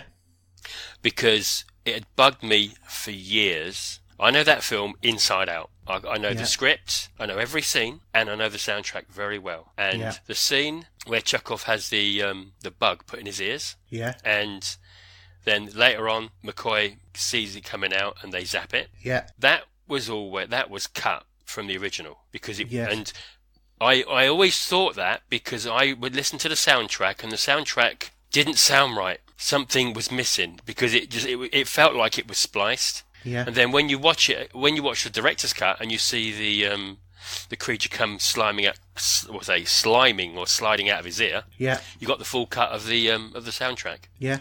I've always thought that, and that just sprung to mind. I think that annoyed me. If I had the chance to go back a year and have a chat with Nicholas Meyer when we went to Star Trek Destination, I wanted to ask him that question, but hey ho. It didn't happen. It was probably something on timing, and I thought that was one of the lesser important bits. Well, no, I think it's down to the rating of the movie. Possibly. Because it would have changed it from, at that time, were they still, I think they were 15s, or were they, I can't remember the certification. Yeah, it was a 15, because it was the first Star Trek to be beyond PG. Yeah, so they, maybe we changed it. But anyhow, I've rambled on. I don't want to get to talk anymore. Yeah, so we've come to the end of the show. So, in that case then, Steve, do you want to give over your contact details? Okay, so Twitter, it's at Stevo07. PSN, the real Stevo07, and Xbox Stevo07. Email me at stevo07@hotmail.co.uk. And yours? And mine, you can search for my YouTube channel, which is Haydn Reese Jones. Not an original title, it's just my name. Twitter, I'm HARJUK. PSN, Xbox Live, Steam, and most other platforms, including Battle.net. I'd be HARJUK as well. Email, surprisingly enough, HARJUK@gmail.com. So you might see a theme between both of our email addresses and other contacts there. I just thought, should we mention the poll for next week, as we've already now got it ready? Yes, indeed. So we have put up a Facebook poll and also a Twitter poll as well for you to, influence what is going to be our next big debate on the show. So I'm just trying to find where the actual... Do you remember what they are? So the first one was so we had three there. One was soundtracks. Yeah. The other one was a debate on Arnold Schwarzenegger, Bruce Willis, Stallone, and Kurt Russell. Yeah. And then the next one, do you remember that? Because I can't. Yes, it was best comedies of the 70s, 80s and 90s. So ask your friends about that. Ba-bum-bum. Yeah. So, in that case then, don't forget, if you want to join Facebook, then it's facebook.com/groups/popculturegamers. You can either email Steve or I for any inquiries. Our website address is http://popculturegamers.podbean.com. And you can also now subscribe to Pop Culture Gamers on our YouTube channel. And if you wouldn't mind doing that, we have only got the shows going on there at the moment, but we will be putting more up. But the sooner that we get the required number, the sooner we can actually get our tailored address. So just have a search for Pop Culture Gamers on there. And finally, if you want more options to listen to the show, you can now play the podcast on Pocket Casts, Beyond Pod, RSS Radio, Podcast Addict, Downcast, Podcast Republic, Overcast, Stitcher, Podkicker, and any pod using the Amazon Echo. All that you have to do is say the device's name together with any pod, please play Pop Culture Gamers, or ask any pod to play Pop Culture Gamers. So that's it. That's it for another show. Show 3, show 4 on the way. So thank you for listening, and say thank you, Steve. Thank you. And Pleasure. It's good night from me. And it's good night from him. Good night. You are about to witness history in the making.